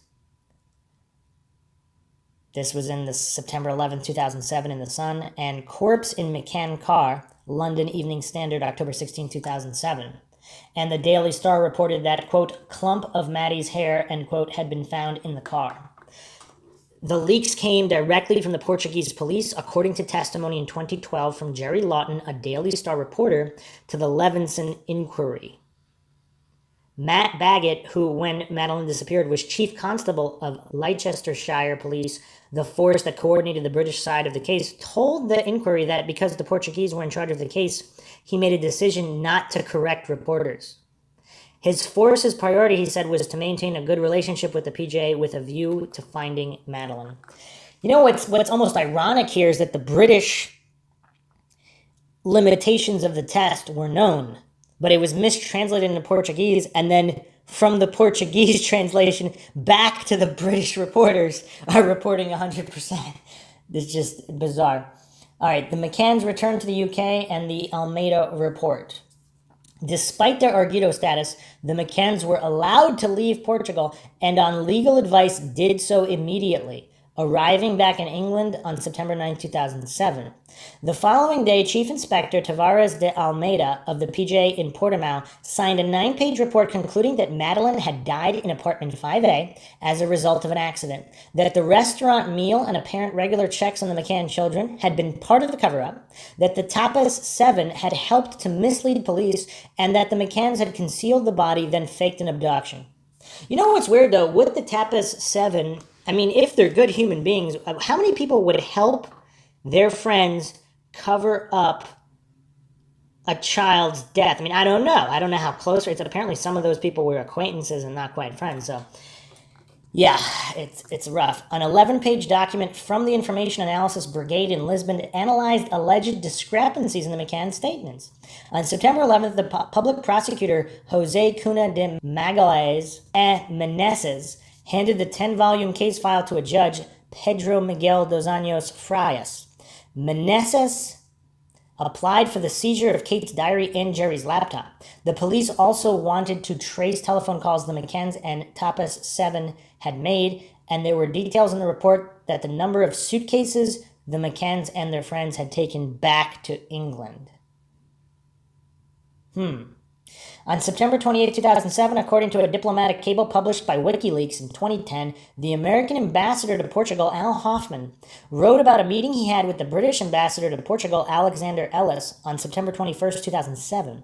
The cable said, without delving into the details of the case, Ellis admitted that the British police had developed the current evidence against the McCann parents, and he stressed that authorities from both countries were working cooperatively.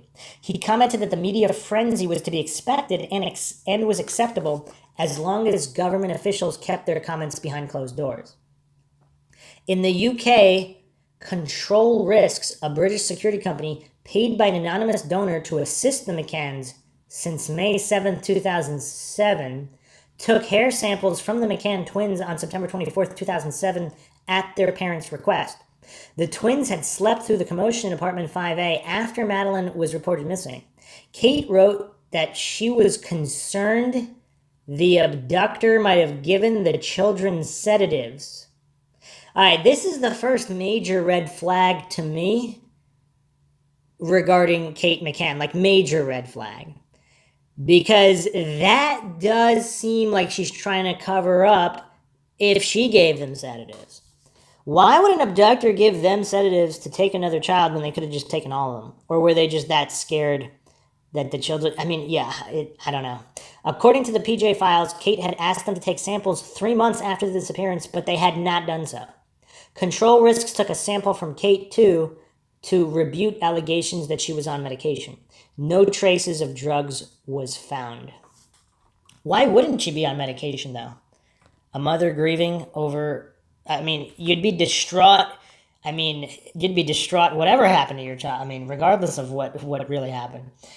Okay, Gonzalo Amaral's removal and later developments. On October 2nd, 2007, Chief Inspector Gonzalo Amaral, the inquiries coordinator, was removed from his post and transferred from Portimao to Faro after telling the newspaper Diário de Notícias that the British police had only pursued leads helpful to the McCanns.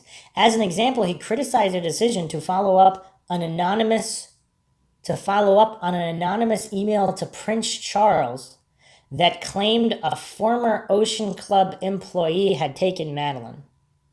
Amaral himself was made an arguido 1 day after Madeleine's disappearance in relation to his investigation of another case, the disappearance of Ioana Cipriano.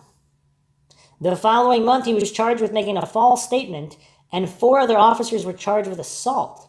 8-year-old Ioana Cipriano had vanished in 2004 from Figueira, 7 miles from Praia da Luz. Her body was never found and no murder weapon identified. Her mother and the mother's brother were convicted of her murder after confessing, but the mother recanted her confession, saying she had been beaten by police. Amaral was not present when the beating is alleged to have taken place, but he was accused of having covered up for others. The other detectives were acquitted. Amaral was convicted of perjury in May 2009 and received an 18-month suspended sentence. You can't make this stuff up, ladies and gentlemen. The people involved in this case, it's really bizarre. It's like a perfect recipe for a case not getting solved, but hopefully closure is upon us.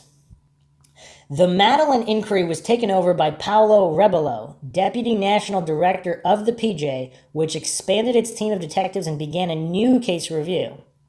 On November 29, 2007, 4 members of the Portuguese inquiry, including Francisco Corte Real, Vice President of Portugal's Forensic Crime Service, were briefed at Leicestershire Police Headquarters by the British Forensic Science Service. In April 2008, the Tapas 7 were interviewed in England by Leicestershire Police with the PJ in attendance. The PJ planned the following month to hold a reconstruction in Praia da Luz using the McCanns and Tapas 7 rather than actors, but the Tapas 7 declined to participate. Again, we do have some we have some gusto being employed by these investigators here. I mean, in how many cases are witnesses asked to create a reconstruction of events? Now, them denying doesn't really mean anything. I mean, they might have busy lives, and if they feel the police want to trap them, and they aren't really looking for the truth, they're looking for an excuse to put charges against them. Obviously, they would decline, especially with this other guy's removal for allegedly covering up officers that beat a mother into a false confession, allegedly. I mean, that's dark. It doesn't quite state whether there was a recanting by the brother, the mother's brother. I guess that would be Ioana Cipriano's uncle. And they wanted both of them to confess. I mean, that's a dark case as well. There are theories, of course, that the police or certain elements of the police would have been corrupt, possibly complicit, even directly working with some of these upper-level political child trafficking rings. Poor relationship between the McCanns and the Portuguese police was evident again that month on the day the couple were at the European Parliament to promote a monitoring system for missing children.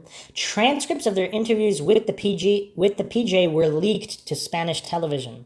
The national director of the PJ, Alipio Ribeiro, resigned not long after this, citing media pressure. He had publicly said the police had been hasty in naming the McCanns as suspects. As of May 2008, Portuguese prosecutors were examining several charges against the McCanns, including child abandonment, abduction, homicide, and concealment of corpse. Inquiries closed July 21st, 2008. The Portuguese Attorney General, Fernando José Pinto Monteiro, announced that there was no evidence to link the McCanns or Robert Murat to the disappearance. Their arguido status was lifted and the case was closed. On August 4th, Portugal's Ministério Público published 17 case files containing 11,233 pages on CD-ROM to the media, including 2,550 pages of sightings. I mean, this was definitely a thorough investigation, regardless whether it was bungled or not. There was a lot of legwork done here. The files included a 58-page prosecutor's report which concluded, quote, "No element of proof whatsoever was found which allows us to form any lucid, sensible, serious, and honest conclusion about the circumstances," end quote. Can you imagine American law enforcement or courts or the court system in having that kind of report where they admit they don't know something? Okay. In 2009, Portugal released a further 2,000 pages. Days after the case closed, excerpts from Kate McCann's diary, which had been taken by the PJ in August 2007, were published in translation by a Portuguese tabloid, Correio de Mana, despite a Portuguese judge's ruling in 2008 that the seizure had been a privacy violation and that any copies must be destroyed. On September 14, 2008, a News International tabloid, News of the World, published the extracts again without permission and now translated poorly back into English. So this is all problematic because we have this unnecessary broken telephone because the original's in English, then they translated it to Portuguese, then back to English. So now how accurately was it translated into the Portuguese the first time, especially if a tabloid was behind it? And then how accurately is it translated from the possibly not very accurately translated text in the first place? And that'd be interesting to see just the effects of Broken Telephone by comparing the original versus the English translated from the Portuguese translated from the English. Amaral's book, July 24th, 2008, the bad feeling between the McCanns and the PJ had reached such a height that Chief Inspector Gonzalo Amaral resigned in June 2008 to write a book alleging that Madeleine had died in an accident in the apartment and that to cover it up, the McCanns had faked an abduction. 3 days after the case closed, his book, Maddie, A Verdade de Mentira, Maddie, The Truth of the Lie, was published in Portugal by Gura and Paz. By November 2008, it had sold 180,000 copies, and by 2010, it had been translated into 6 languages. A documentary based on the book was broadcast in TVI in Portugal in April 2009, watched by 2.2 million people. The McCanns began a libel action against Amaral and his publisher in 2009. Madeleine's fund covered the legal fees. In 2015, they were awarded over 600,000 euros in libel damages. Amaral's appeal against that decision succeeded in 2016. A judge had issued an injunction against further publication or sales of the book in 2009, but the Lisbon Court of Appeal overturned the ban in 2010, stating that it violated Amaral's freedom of expression. The ban was reinstated in 2015 as part of the libel ruling, then lifted when Amaral's appeal succeeded in 2016, and back and forth we go. The McCanns appealed the 2016 decision to Portugal's Supreme Court, but the court ruled against them in February 2017. In their 76-page ruling, the judges wrote that the McCanns had not in fact been cleared by the archiving of the criminal case in 2008. In March 2017, the Supreme Court rejected the McCanns' final appeal. I wonder what will happen if the case is 100% resolved regarding that. But anyway, let's move on to the Madeleine's Fund inquiry, which was between 2007 and 2011. The McCanns set up Madeleine's Fund, leaving no stone unturned, limited on May 15, 2007, 12 days after the disappearance. Over 80 million people visited the fund's website in the 3 months after the disappearance. From September 2007, Brian Kennedy of Everest Windows supported the couple financially, and Kennedy's lawyer joined the fund's board of directors. As of February 2017, it had 7 directors, including the McCanns. Appeals by public figures were screened at football matches across Britain. Between May 2007 and March 2008, the fund received £1,846,178, including £1.4 million through the bank, $390,000 online, $64,000 from merchandise. Donations included $250,000 from the News of the World, $250,000 from Sir Philip Green, $50,000 from Simon Cowell, $25,000 from Colleen Rooney. J.K. Rowling and Richard Branson made large donations. Branson donated $100,000 to the McCanns' legal fund. Madeleine's fund did not cover the couple's legal costs arising from their status as Arguidos, but it was criticized in October 2007 for having made 2 of the McCanns' mortgage payments before they were made Arguidos. A reward of $2.5 million was also offered, including from the News of the World, Rowling, Branson Green, and a Scottish businessman, Stephen Wynyard. In March 2008, the Express Group paid the fund $550,000 and $375,000 in liable damages arising out of articles about the McCanns and Tapas 7, respectively. 2011, Kate McCann's book, Madeleine, was serialized by The Sun and the Sunday Times, both owned by News International, for a payment for the fund of $500,000 to £1 million.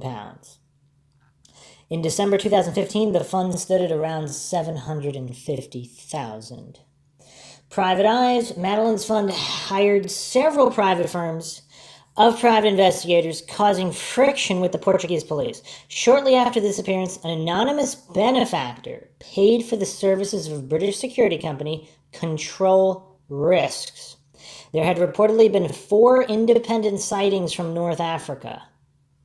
Brian Kennedy went to Morocco himself in 2007, September, to look into one. A Norwegian woman had reported seeing a girl matching Madeleine's description in a patrol station near Marrakesh, Morocco, on May 9th, 2007. This is 6 days after the disappearance. The child had reportedly asked the man she was with in English, "Can we see Mummy soon?" When the witness returned home to Spain, she learned about the disappearance and telephoned the Spanish police. A month later, according to Kate McCann, the police had still not formally interviewed the woman, which led the McCanns to fear that leads were not being pursued. The McCanns themselves traveled to Morocco on June 10, 2007 to raise awareness. Which also is an interesting question. How far would you go to cover this all up? Because in other cases, like let's say the parents are responsible in other cases, they return home, whatever, there might be certain comments. Are they traveling the world following up on every single sighting of their child to keep up appearances? I don't know. I really don't know, but these are important questions to ask. They spent the night at the British ambassador's residence and were briefed by consular staff and a metropolitan police attaché. Brian Kennedy hired a Spanish agency, Metodo 3, for 6 months at £50,000 a month, which put 35 investigators on the case in Europe and Morocco. It seems the relationship came to an end in part because the head of the agency made several public statements that concerned the McCanns, including to CBS that, quote, "We know the kidnapper, we know who he is, and how he has done it," end quote. You know what's weird, though, is that just a ploy to bring out a perpetrator? They don't really mean that. We see that all the time, too. Hoping that certain individuals will run. Like, for example, if there's certain known traffickers in that area of Morocco, immediately after the statement, within 24, 48 hours, if one of them just up and runs, who knows, or makes some sudden moves or does something to draw attention to themselves as a result of that statement, that could be that kind of a ploy. I don't know. Seems kind of strange. Another private investigator was David Edgar, a retired detective inspector hired in 2009 on the recommendation of the head of Manchester's Serious Crime Squad. Edgar released an e-fit in August that year of a woman said to have asked 2 British men in Barcelona, Spain, shortly after the disappearance, whether they were there to deliver her new daughter. Wow, that's disturbing. So this was August 2009. 2 years after. When was this said to have happened? So the source for this is a Telegraph article from August 7th, 2009. Private detectives searching for Madeleine McCann have received hundreds of calls after appealing for information about a mysterious woman, the family's spokesman said. The investigators yesterday issued an e-fit of the woman described as an Australian Victoria Beckham lookalike, who reportedly asked a witness if he was there to deliver her, quote, new daughter, end quote, just days after the little girl's disappearance. So apparently this was a few days after the disappearance, and this woman looks like Victoria Beckham. I mean, I don't know, just a lot of strangeness here. Clarence Mitchell, spokesperson for Madeleine's parents, Kate and Jerry McCann, said there had already been a substantial response to the appeal, including several possible names for the woman. The private detectives are now going through the information from the public and deciding which leads to follow up on. We have had a substantial response overnight with many hundreds of calls coming in particular from Australia.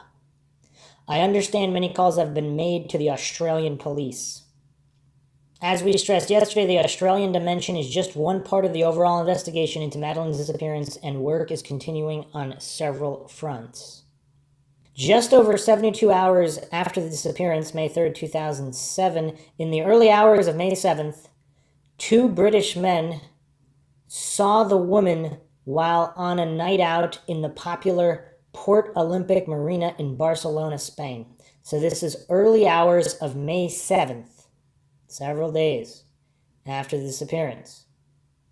She was well dressed but appeared agitated and kept walking up and down outside the El Rey de la Gamba restaurant bar as if she was waiting to meet somebody.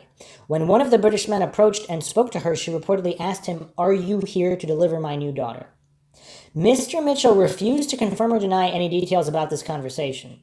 After speaking to the witness, the woman went into a bar next door where she had a heated conversation with a local in what seemed to be fluent Spanish. The British man, who has not been named but is a married 41-year-old professional without children, did not disclose his brief conversation with the woman until he approached the McCann's investigators 6 weeks ago. So this is 6 weeks prior to August 7th, 2009. So 2 years after this tip has been put forth about something that happened just over 72 hours after the disappearance 2 years prior. He approached the McCann's investigators. The woman was described by the main witness as, quote, a bit of a Victoria Beckham lookalike, end quote, and could be Australian based on her accent. The McCann's private detectives said it was, quote, most definitely possible that Madeleine was smuggled hundreds of miles from Algarve to Barcelona by yacht. So this is very problematic because of the time period it was reported. Originally, the first thing that jumped out at me here was if the McCanns were responsible, or even someone else, did they pay off this witness and even this woman who's apparently fluent in Spanish, but is Australian possibly, and looks like Victoria Beckham? Did someone pay her to cause this scene, or to say, like, was that staged to divert attention away from the McCanns? Because originally, if it was reported at that time, so this is 72 hours, just over 72 hours after the disappearance, are those 2 days enough for them to call someone to create this situation? Are there other witnesses to this situation? Now, obviously, if the McCann's phone records were, I guess they could have made a call from a payphone or something, but I don't know. It's all very, very bizarre. Is this legitimate? Was this another individual who was trying to get a kid trafficked in that area? And so this sighting occurred in Barcelona. Not Portugal, but it's not Morocco, which is also not infinitely far away. This is all the same region of the world, in that Mediterranean region. Very, very bizarre. Very, very bizarre. I mean, both of those sightings could allegedly have been legitimate, or neither, or mistaken. Although it's troubling either way. I mean, if other people are being trafficked, that's also troubling, even if it had nothing to do with Madeleine Mccann. All right. Other private investigators included a Portuguese lawyer financing the search of a reservoir near Praia da Luz in February 2008, and the use of ground radar by a South African property developer, Stephen Birch, who said in 2012 that scans showed there were bones beneath the driveway of a house in Praia da Luz.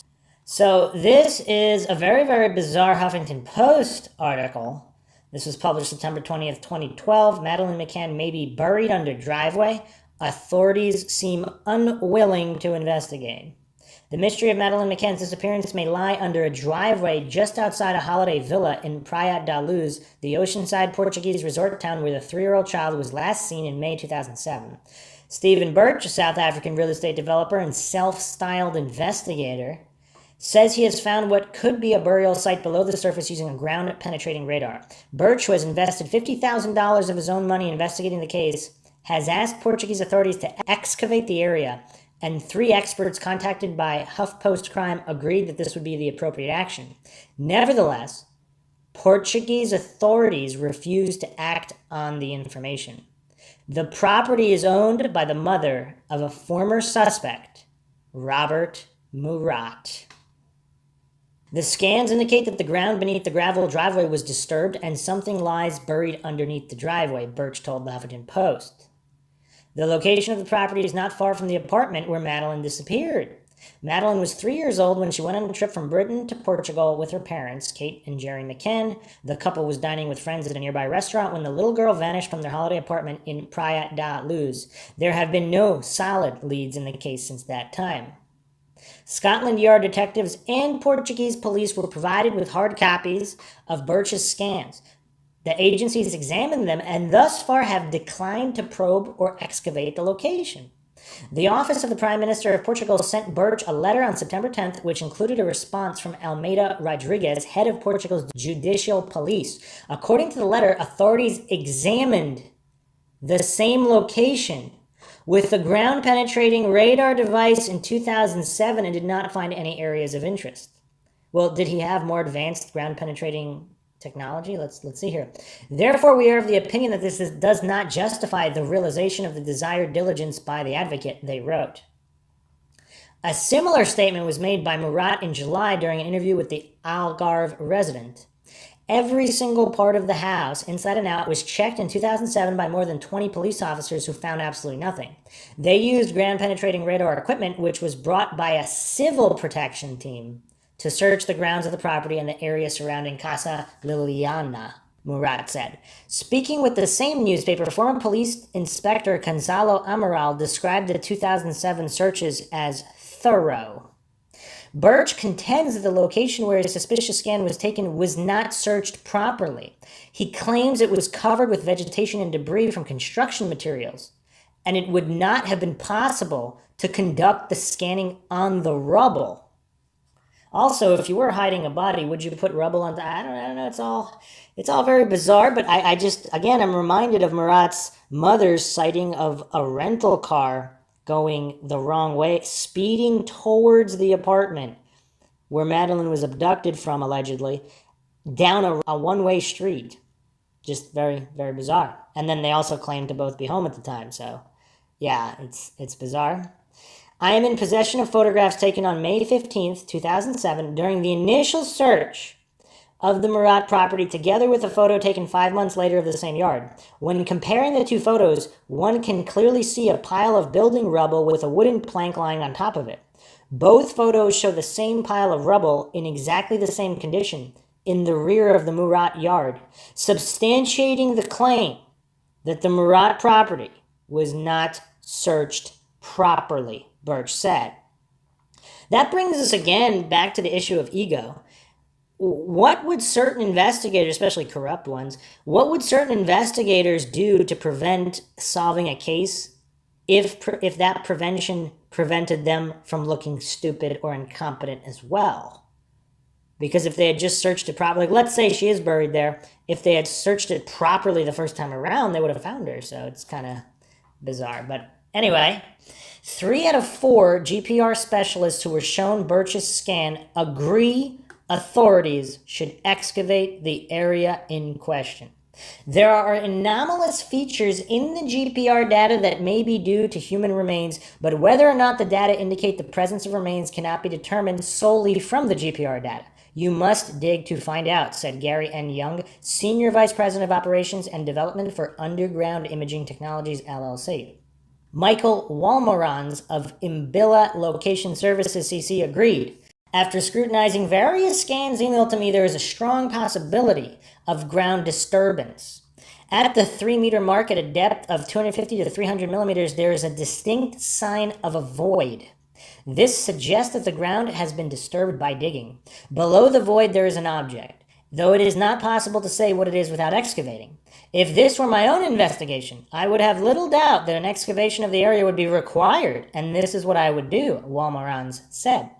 Ralph Baird, a geophysicist from Houston, also suggested a dig. What is shown in one GPR profile and in a local area is just that there are objects in the box dirt-filled area. The process needs to just dig and remove the dirt. The area is small enough for that to happen under professional or videoed supervision. Dig it up or probe it and see what is there. It's a small task, the digging, Baird said. Brian Batchelor, president of Digital Concrete Imaging in Tampa, Florida, had a slightly different opinion. There isn't enough for me to compare typical soils to. However, there are minor disturbances that can be interpreted as human remains. With that said, I think the area is too shallow and 100 millimeters below the surface is a tar layer. Highly unlikely that a criminal would dig through such hard materials and in the open space of a driveway. My opinion is that this is not a crime scene, Batchelor said.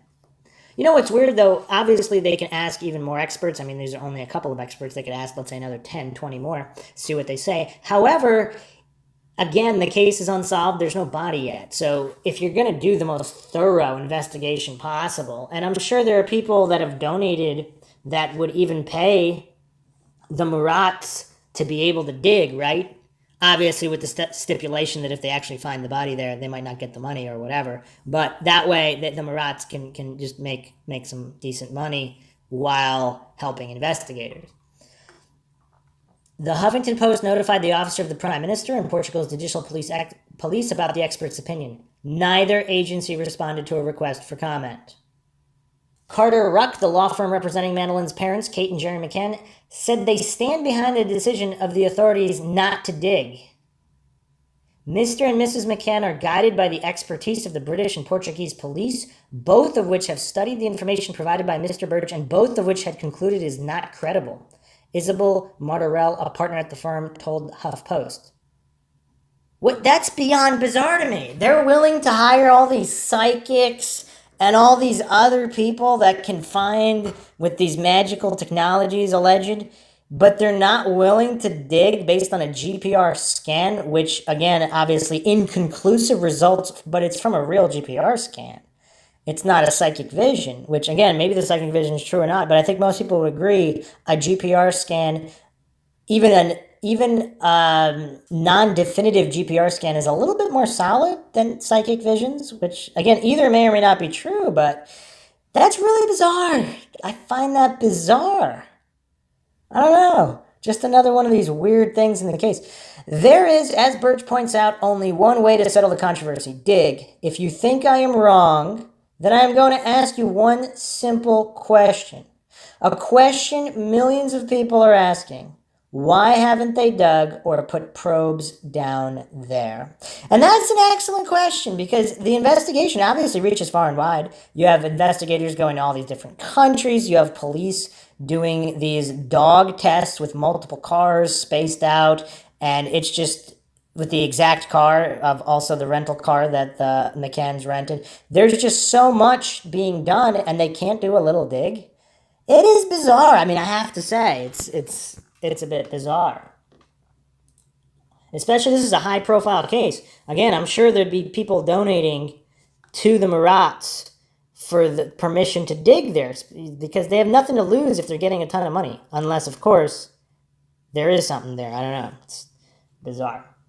All right, let's move on to Oakley International. In 2008, Madeleine's fund hired Oakley International, a Washington, D.C. registered detective agency, for over £500,000 for 6 months. The company owner, Kevin Halligan, was arrested in 2009 in connection with an unrelated fraud allegation.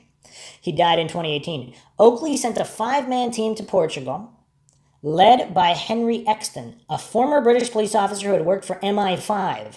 The team engaged in undercover operations within the Ocean Club and among pedophile rings and the Roma community. So let me get this straight. They're willing to dump hundreds of thousands of dollars over a period of months using MI5 operatives, but they didn't want to dig up a driveway. I don't know. It seems a little strange to me. Exton questioned the significance of the Tanner sighting of a man carrying a child at 9:15 near apartment 5A and focused instead on the Smith sighting at 10 o'clock, the sighting by Martin and Mary Smith of a man carrying a child toward the beach. The Oakley team produced EFITs based on the Smith's description. This was a sensitive issue because on September 9, 2007, Martin Smith had watched BBC footage of the McCanns arrive in the UK from Portugal at the height of public debate about their alleged involvement. As Jerry McCann exited the craft with his son in his arms, Smith believed he recognized him as the man he had seen carrying the child in Praia da Luz. Now, can this case get any weirder? Just when you think this tangled web of bizarre questions and unsubstantiated claims can't get any more bizarre or tangled up, we have the Smith witness. However, supposedly both Martin and Mary Smith saw the man carrying a child toward the beach. So, Martin saw this footage of the McCanns arriving in the UK from Portugal at the height of debate about their alleged involvement. He believes that this is the man that was carrying the child in Praia da Luz. He reported his suspicion to Leicestershire police, but later came to accept that he was mistaken. At 10 o'clock, witnesses placed Jerry in the tapas restaurant. Nevertheless, publication of the Smith epithets, which bore some resemblance to Jerry, would have fed the conspiracy theories about the McCanns. Exton submitted his report to Madeleine's fund in November 2008 and suggested releasing the epithets, but the fund told Exton that the report and its epithets had to remain confidential. The relationship between the company and the fund had soured, in part because of a dispute over fees, and in part because the report was critical of the McCanns and their friends. It suggested that Madeleine may have died in an accident after leaving the apartment herself through its unlocked patio doors. Madeleine's fund passed the epithets to the police. The PJ and Leicestershire police had them by October 2009, and Scotland Yard received them when they became involved in August 2011, all these years later, but did not release them either at that time. Kate McCann did not include them with the other images of suspects in her book Madeleine 2011, although she suggested that both the Tanner and Smith sightings were crucial. Oh man, my head is spinning from all of this. Both sightings were crucial in what sense? That they just should both be investigated? That's a little different than saying they're both crucial, as in critical, as in dependent on this case being solved. Crucial. That's really bizarre. That is very, very bizarre. I really don't know what to make of this information, especially them not releasing the epithets. Did they just really think that it looked that much like Jerry McCann?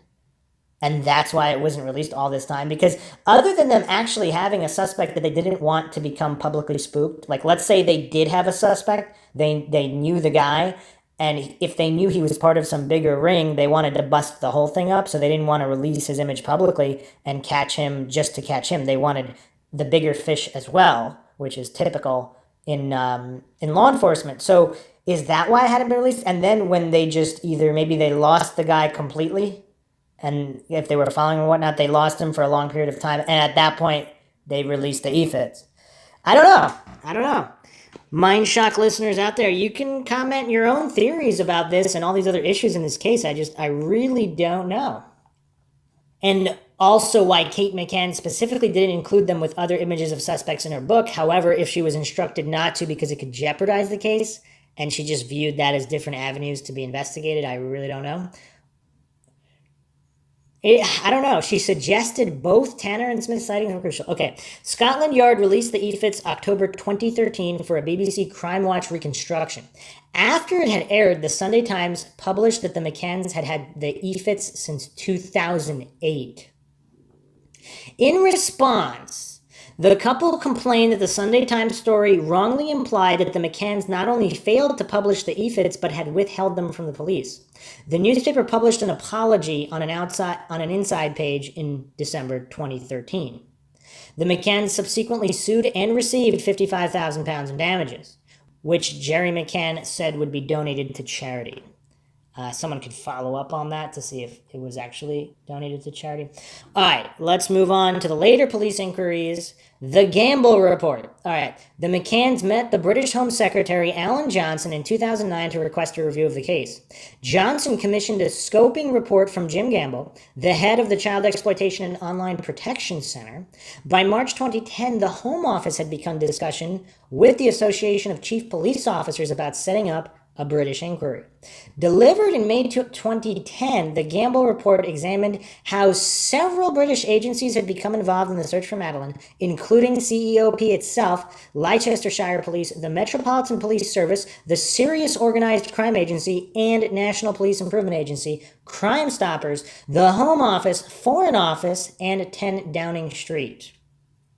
And for those that don't know, in the British circles, 10 Downing Street is simply known as Number 10. It's the headquarters of the government of the UK and the official residence and office of the First Lord of the Treasury, a post which for much of the 18th and 19th centuries, and invariably since 1905, has been held by the Prime Minister of the United Kingdom. The term 10 Downing Street, or just Downing Street, is also used to mean the Prime Minister's office. Okay, so Gamble criticized the lack of coordination.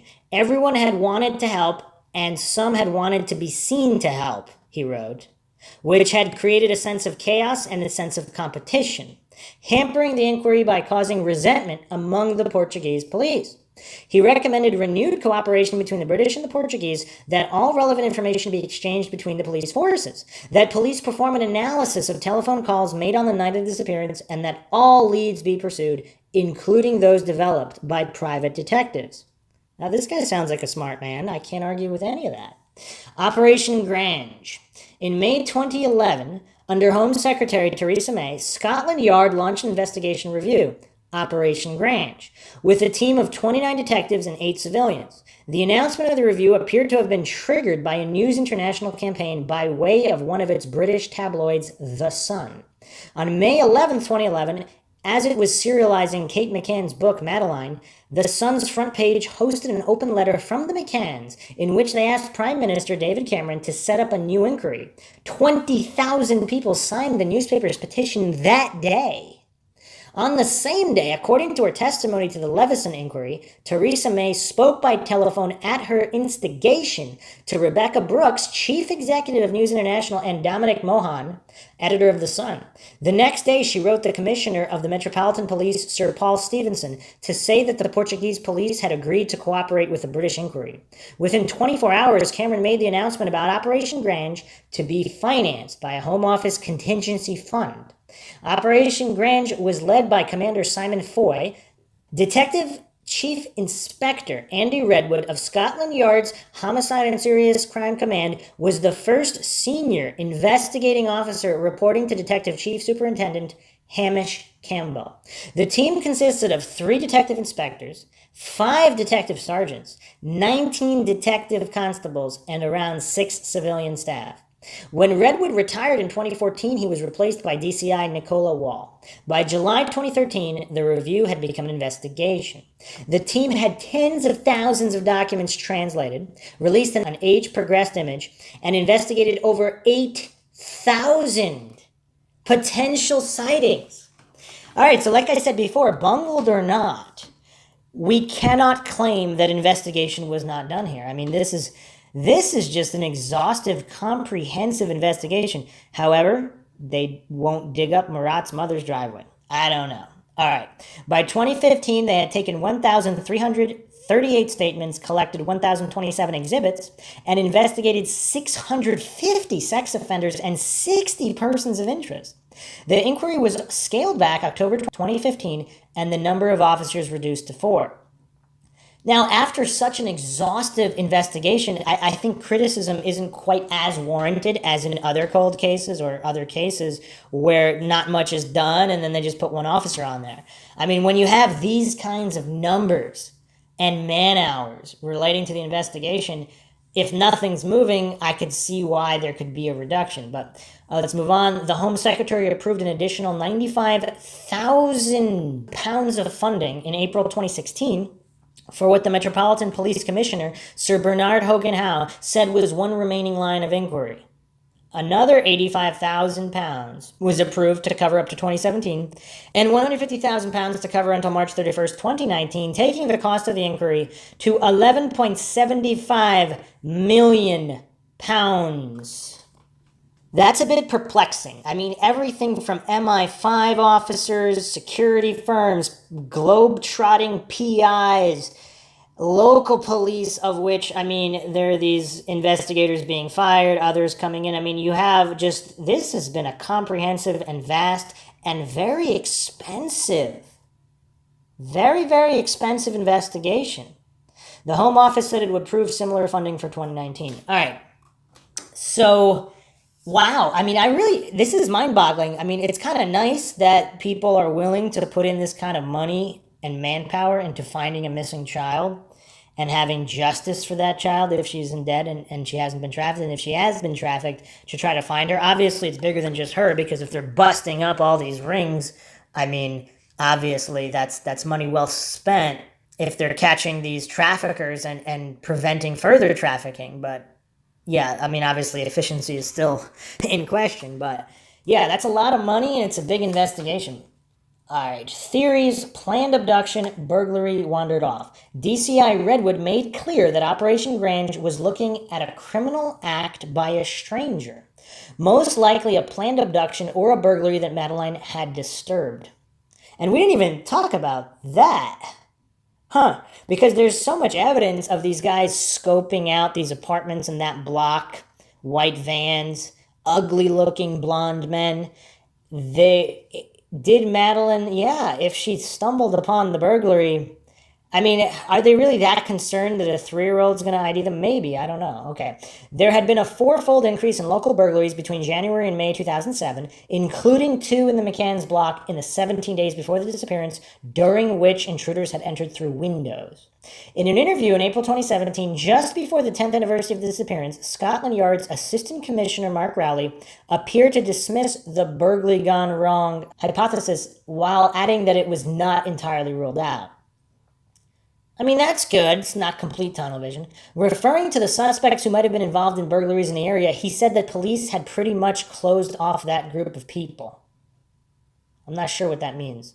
The remaining detectives were focusing on a small number of inquiries that they believed were significant. Also that month, there were claims that Scotland Yard was looking for a woman seen near 5A at the time of the disappearance. Now, of course, I haven't talked about this specifically, but in child abductions and these rings, or even in adult human trafficking where they're trafficking young women, other women are obviously used in the operation because they might not necessarily look as suspicious as a shady-looking, ugly blonde man, or intimidating, and they could also possibly lure young women with job offers or just whatever. Their guard is not going to be up the same way as with an intimidating group of men. So I don't know. Again, this sighting of this woman is interesting as well. Redwood said in 2013 that on one reading of the evidence, the disappearance did look like a pre-planned abduction, which undoubtedly would have involved reconnaissance. Several witnesses described men hanging around near apartment 5A in the days before the disappearance and on the day itself. In May 2013, Scotland Yard wanted to trace 12 manual workers who were at Ocean Club when Madeleine disappeared, including 6 British cleaners in a white van who were offering their services to British expats.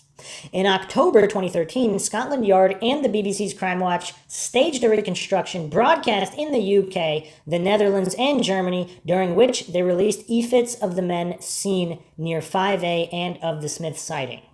And we do seem to see these connections to Germany constantly.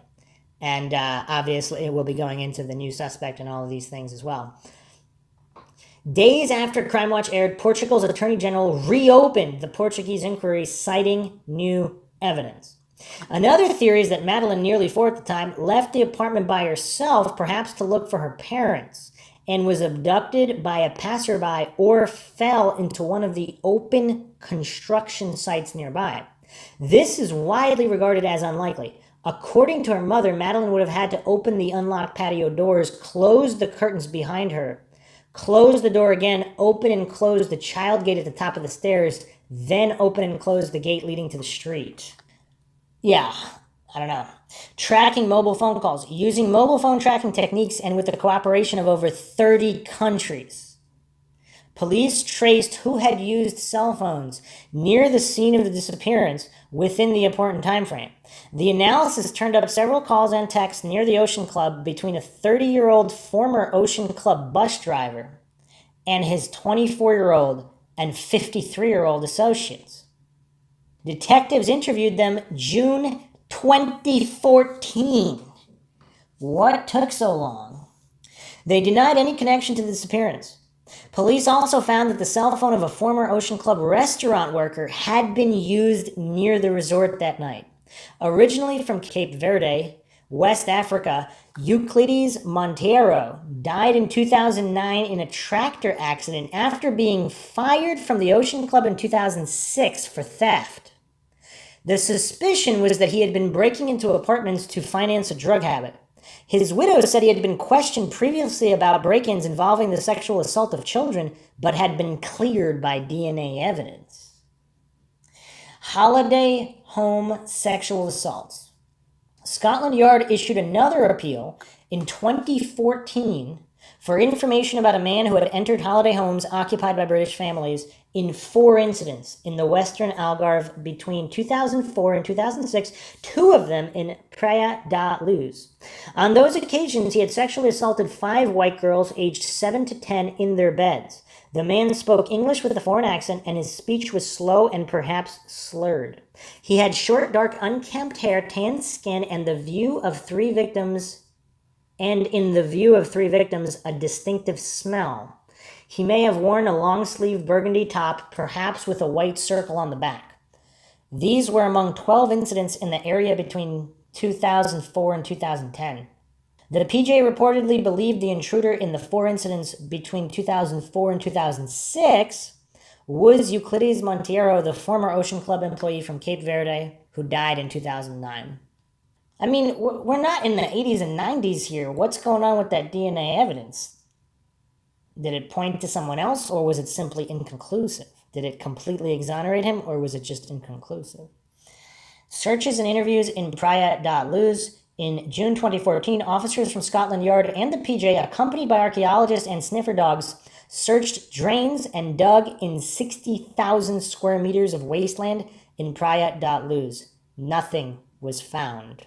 The following month, at Scotland Yard's request, the PJ in Faro interviewed 4 Portuguese citizens, with Scotland Yard in attendance. No evidence was found to implicate them. One man, an associate of Robert Murat, was first questioned shortly after the disappearance. Pedro de Carmo, deputy director of the PJ, told the BBC that the interviews had been conducted only because Scotland Yard had requested them. So he didn't think it was important to interview anybody? This is weird. 11 people, including 3 Britons, were interviewed in December 2014. According to the Portuguese media, Scotland Yard compiled 253 questions for the interviewees, including, did you kill Madeleine, and where did you hide the body? 253 questions, that's a lot of questions. Again, it seems to appear, again, bungled or not, you can't accuse them of not being thorough, except in the not digging of Murat's mother's driveway. Okay, Robert Murat, his wife, and her ex-husband were questioned, as were a 30-year-old former Ocean Club bus driver and his 24-year-old and 53-year-old associates. The bus driver and associates had telephoned or texted each other near the Ocean Club around the time of the disappearance. They admitted to having broken into Ocean Club apartments, but denied having taken Madeleine. So here we have the problem. And this is, I guess, how they ruled out, or how they wanted to not connect the burglary gone wrong possibility. So, again, this is 2007. So yes, cell phones are on the rise, but 2007 is not 2017. In 2017, everybody would be using their phones and texting at any given second. So in 2007, they'd be a bit more limited.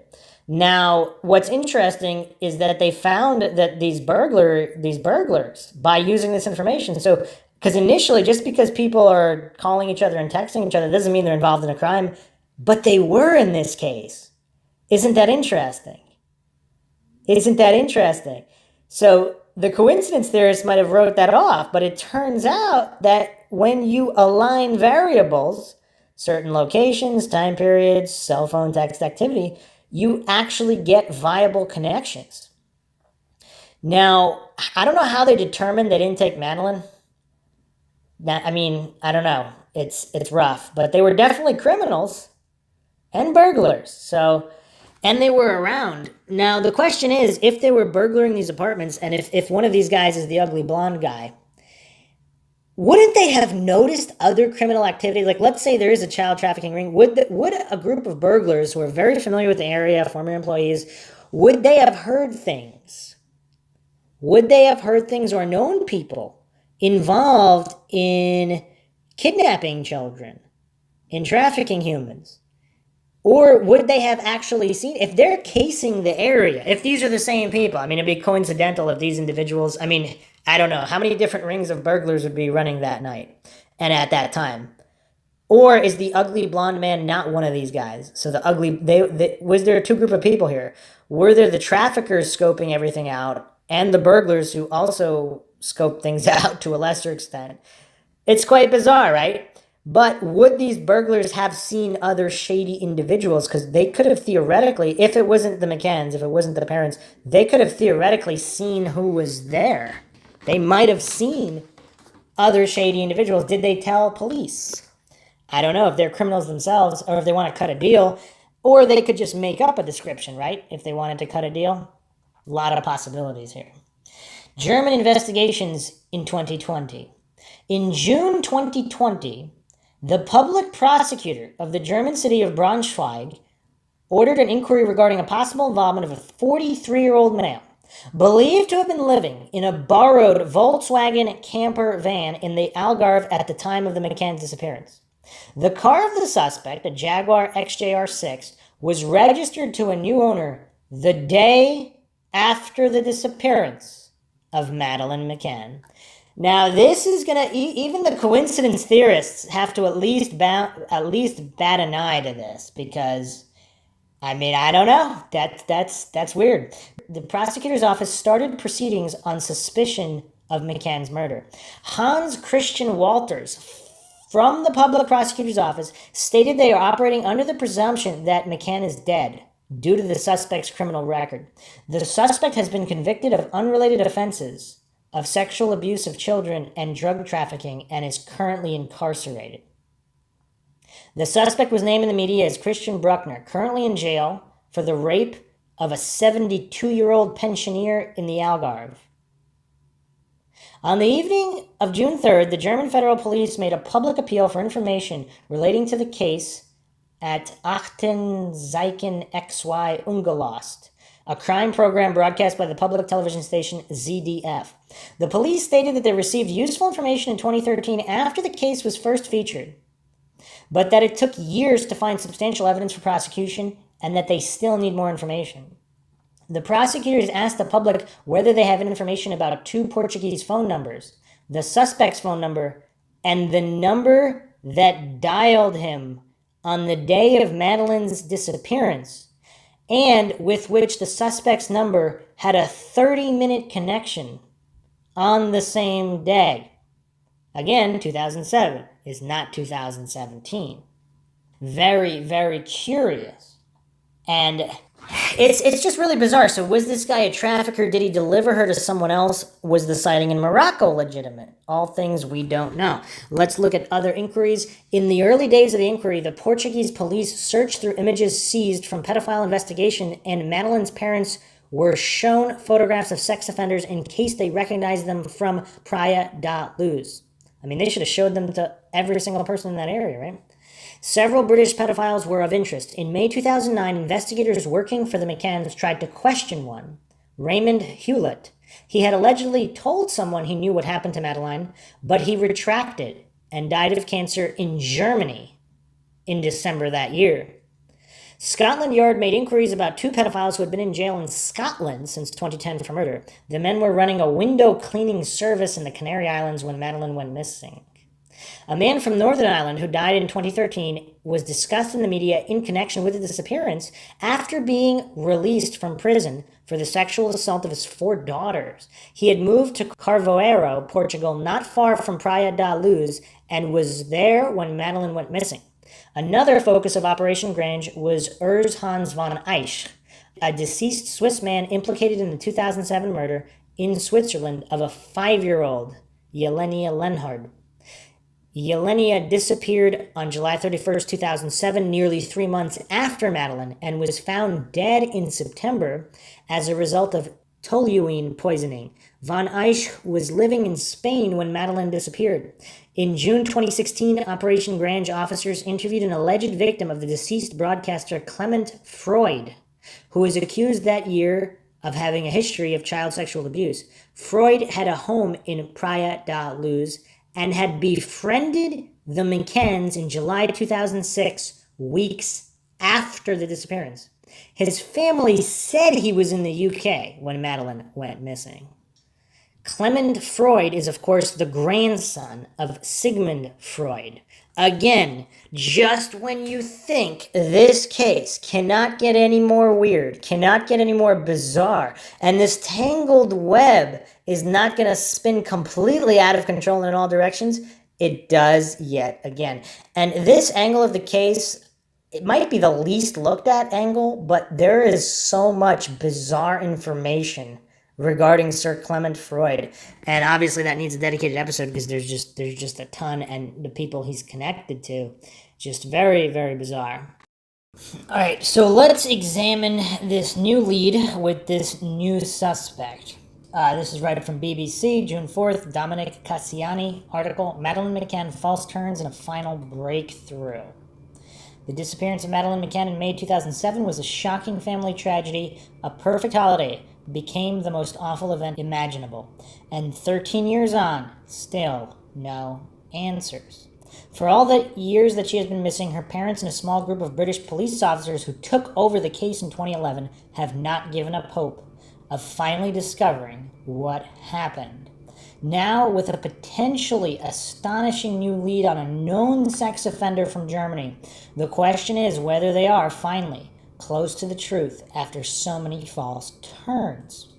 The article kind of outlines the issues with police and different focuses of different investigations that I just went over, and naming the parents as suspects. Okay, so of course, this cites this turning point, 2011, the McCanns lobbied the Prime Minister, David Cameron, to do more, and a senior Scotland Yard team were asked to review thousands of pages of evidence.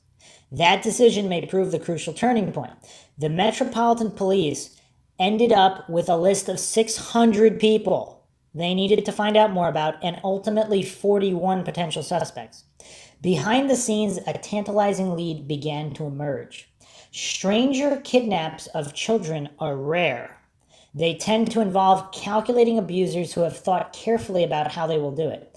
People who have a plan and know the area where they will strike. Detectives reasoned that if Madeleine was kidnapped, the culprit could be German or Dutch, the two other predominant nationalities in the resort, along with British and Portuguese. In 2013, the German equivalent of BBC TV's Crime Watch launched an appeal asking for any information about two German-speaking men at Praia da Luz. That TV appeal led to a tip-off to German federal detectives, although it is not clear what it was or whether an individual was named. Then, around the 10th anniversary of Madeleine's disappearance, the German federal police received more information that did identify a man who set alarm bells ringing. Someone whose name has been known to Scotland Yard. According to the German federal police, the man is a sex offender. They have called him a predator who has been convicted of offenses against girls and is currently in prison. He is also known to be a burglar with experience of breaking into apartments. It'd be interesting to note if there were multiple different groups of burglars operating, or when there was this known burglary ring operating, did other individuals like this guy decide to jump in knowing or thinking that their burglary would be blamed on the others? Between 1995 and 2007, he was living a transient lifestyle in the Algarve and odd jobbing and catering. At the same time, he is believed to have burgled holiday apartments and hotels and dealt drugs. They now know this man was close to the McCann holiday apartment at the critical time on the night she disappeared in 2007, and he received a half-hour phone call from an unknown person. He had been using two vehicles, a Volkswagen camper van and a Jaguar, with the British-made car having been re-registered to another person the day after Madeleine disappeared. Was this the guy arguing with the other guy that a witness overheard? Were they arguing about the price of a car or something? Because he's trying to get out of there? He has also been connected to two properties, one of which German police have described as a hideaway for stolen goods. Both homes are small, villas on quiet country lanes. One is a 10-minute drive from Praia da Luz. The other lies just over a mile away and is in turn just a mile from grassy land where police carried out an extensive search in 2014. Who is the suspect? Neither German investigators nor Scotland Yard will confirm the name, but German media have identified him as Christian B. Did this man take Madeleine McCann? Was a dangerous sex offender effectively hiding in plain sight in the middle of a peaceful holiday town? It would not be the first time. Almost everywhere in the world there are stories of predatory offenders locating themselves in resorts. At the moment, we just don't know, but one thing is certain in the minds of the German police who may unlock this tragedy. They believe Madeleine McCann is dead. And while her disappearance has always been a missing person inquiry in the UK, in Germany, this is now a hunt for the final clues that could catch a murderer. This was a statement from Rothley in Leicestershire. We would like to thank the police forces involved in their continuing efforts in the search for Madeleine. All we have ever wanted is to find her, uncover the truth, and bring those responsible to justice. We will never give up hope of finding Madeleine alive, but whatever the outcome may be, we need to know as we need to find peace. A Downing Street spokesman said the latest developments appeared to be significant, and Number 10's thoughts were with the McCann family who have had to endure so much. Police said the suspect was one of 600 people that detectives on the UK inquiry originally looked at, though he may not have been a suspect. After a 10-year anniversary appeal in 2017, significant fresh information about him was provided. So that's actually really interesting because, did they actually interview him? Because they looked at him. What does that mean? Was there an extensive interview with him? And how did they rule him out? But they said that he was not one of the 41 suspects. So he was one of the 600 persons of interest that they wanted to interview, but he was not one of the 41 they narrowed down to. It's quite interesting on why not. Could they have found him out earlier if he is indeed responsible? Obviously, this is far from 100% definitive. He is a suspect in the case. The case is not closed. So here's everything that's known about Christian Bruckner. So this is from the Daily Mail. This was posted today, June 5th, 2020. German prosecutors to search abandoned box factory where they found child abuse images belonging to Madeleine McCann's suspect, Christian Bruckner, as they reopened the investigation into unsolved abduction of girl 5 in the woods in 2015. And these cases are, of course, so tragic, especially when they're not solved, so the perpetrator can go on and keep doing it. So, blonde and blue-eyed Inga Gerich, 5, disappeared from Saxony-Anhalt in Germany, May 2nd, 2015. She vanished 48 miles away from where Christian Bruckner lived in a caravan in an abandoned factory. It's got horror movie written all over it. Police investigated Bruckner for weeks in 2016 over Inga's disappearance, which was compared to Maddie's. Prosecutors have opened a preliminary investigation into whether Bruckner was involved in the Inga case. Police will search an abandoned box factory in Germany where the prime suspect in the Madeleine McCann case lived in a caravan shortly after a 5-year-old girl vanished nearby in 2015, it was revealed today. Prosecutors have reopened the investigation into whether Christian Bruckner abducted Inga Gerich after she was grabbed from Dieckanawick Wilhelmshaven in Saxony-Anhalt during a family outing 5 years ago. Her disappearance May 2nd, 2015, almost 8 years to the day after Madeleine vanished in Portugal on May 3rd, 2007, was only 48 miles away from where Bruckner lived in the ramshackle 5-acre in the isolation of the village of Neuersluben, southeast of Hanover. More than 100 officers descended on the old box factory in February 2016, digging holes looking for Inga's body. The little girl wasn't found, but Bruckner's USB stash of child abuse images was found on a USB stick hidden under animal bones, with police now set to return, according to German tabloid Bild. Bruckner was prosecuted over the images, but he was never charged with Inga's disappearance when the probe was dropped after 4 weeks. But today, prosecutors confirmed they have reopened a preliminary investigation into whether he was involved in the unsolved Inga case. So, Bruckner was born 1976, Christian Fischer in Wurzburg, Bavaria.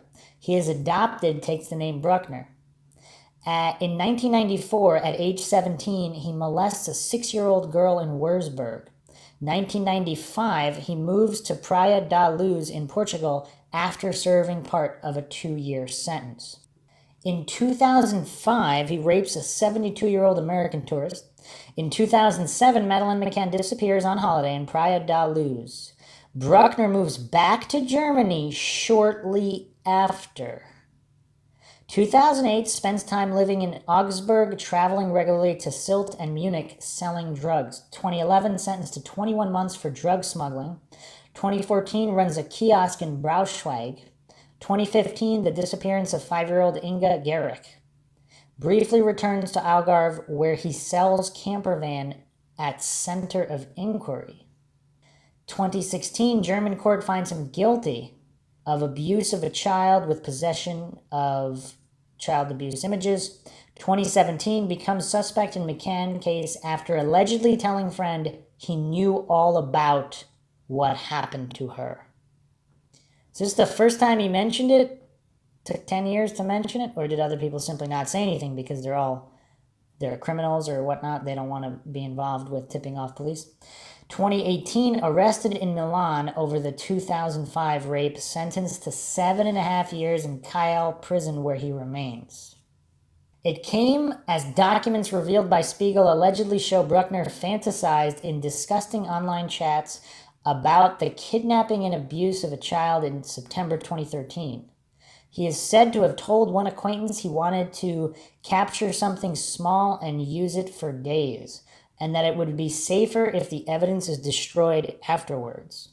As police tried to gather evidence to charge him with Madeleine Mccann's abduction, it also emerged today. Bruckner is allegedly going to be eligible for parole this weekend, having served 2/3 of a sentence for drug charges at Kiel prison in Germany. The mysterious caller who spoke with Bruckner minutes before Madeleine was abducted has been named as Diogo Silva by Portuguese media. More details of his child abuse has emerged, including an attack on a 9-year-old and exposing himself to a 6-year-old. Madeleine's parents have been encouraged by the results of the latest appeal, with Scotland Yard already receiving more than 270 calls and emails. A friend who lived above his shop claims he was violent, beating up his underage Kosovan girlfriend and cruelly locking up his dogs in a shop for weeks. Yeah, this guy's got a lot of problems. Bruckner is said to have had a relationship with an unnamed British woman while living in Praia da Luz in 2004. It is believed that police investigated Bruckner, 43, February 26th, over the disappearance of Inga. Okay. Mr. Kulme, who was calling for a new investigation, told Volksstimme the file was closed again only 4 weeks after starting work. I think that's not very ambitious. However, Stendal Public Prosecutor's Office spokesman Berthe Iliev said today it is now being examined whether there is new evidence in connection with the murder suspect in Braunschweig. Bruckner, who has been labeled a multiple sexual predator by prosecutors, is said to have been convicted of a child sex offense in Germany when aged just 17. Yet the drifter, who reportedly has as many as 17 criminal convictions, was apparently overlooked by Portuguese police during their Madeleine probe. Bruckner, who is in jail in Kiel, Germany, was also convicted of raping a 72-year-old U.S. widow in her Algarve home 18 months before Madeleine disappeared. But Bruckner only became a suspect for Scotland Yard in 2017 when he is said to have told a friend at a bar he knew all about what happened to Madeleine. Scotland Yard's Operation Grange received more than 270 calls and emails less than 24 hours after revealing the details of the new suspect. So this is more information about Bruckner, Jaguar-driving wannabe playboy who was actually a drug-dealing drifter and child sex predator. Cruising the Algarve in his classic Jaguar, Christian Bruckner posed as a fun-loving playboy.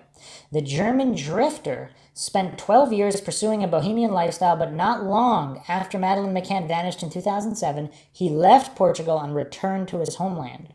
It was in a German bar exactly 10 years later, on the anniversary of the 3-year-old's disappearance, that Beck's drinking Bruckner turned the spotlight on himself.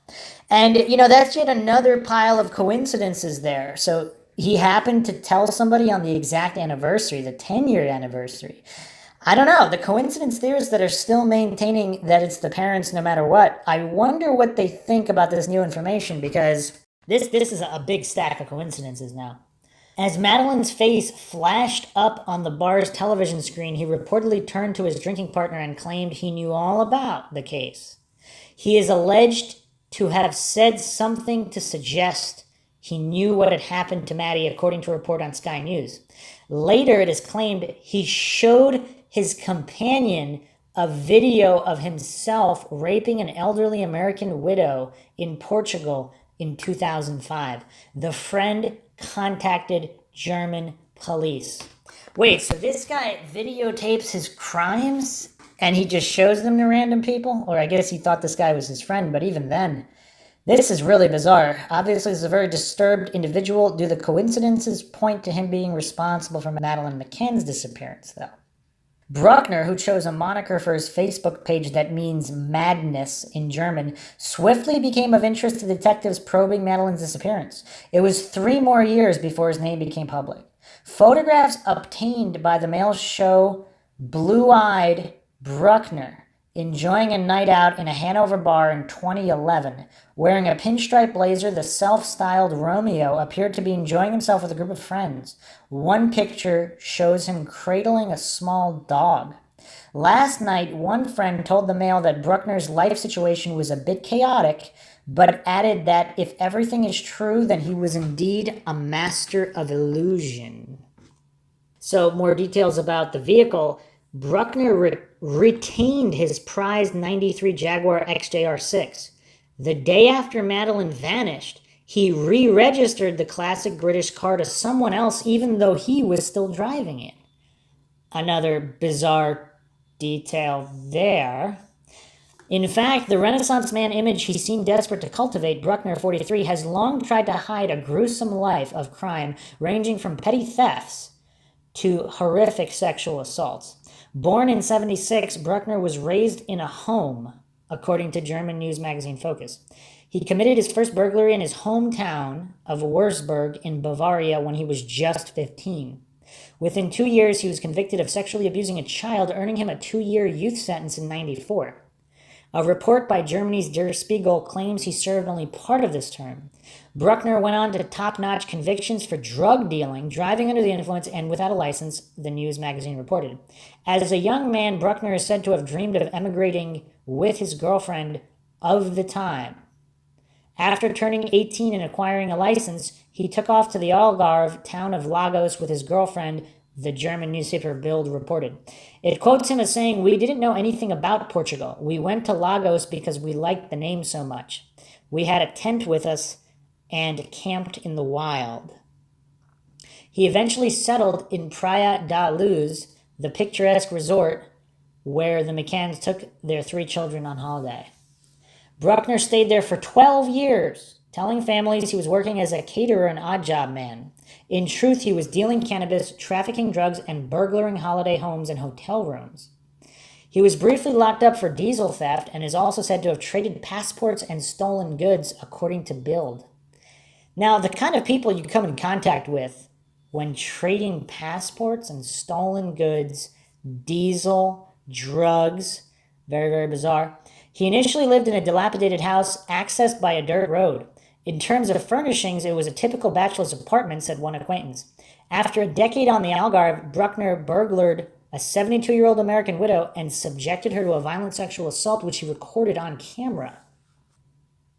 By this time, Bruckner is thought to have been living in a rented, whitewashed villa on a remote hillside above the beach where the McCanns played during their week's holiday.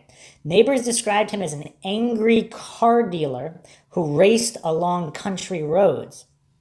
They say when he vanished, he left behind a collection of exotic clothing, including wigs and fancy dress. Bruckner left Portugal after Madeleine disappeared on May 3, 2007. The previous month, he had moved out of the villa and into a Volkswagen Westfalia camper van. Police have now linked this vehicle to Maddie's disappearance. That's all it says about that. Obviously, details will be emerging more, I assume, on that, to how exactly they linked that.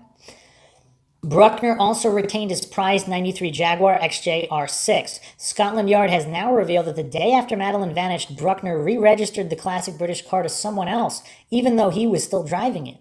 After returning to Germany, Bruckner continued stealing and drug dealing. In October 2011, a district court in the northern state of Schleswig-Holstein sentenced him to 1 year, 9 months for a crime involving narcotics in large quantities. The term was initially suspended.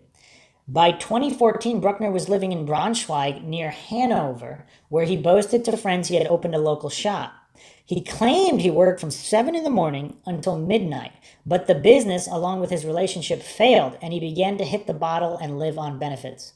In 2016, he was sentenced to 1 year, 3 months imprisonment for sexually abusing a child in the act of procuring himself and possessing child pornography.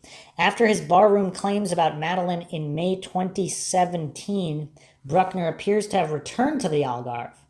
Within a month, he was held under European arrest warrant and extradited back to Germany.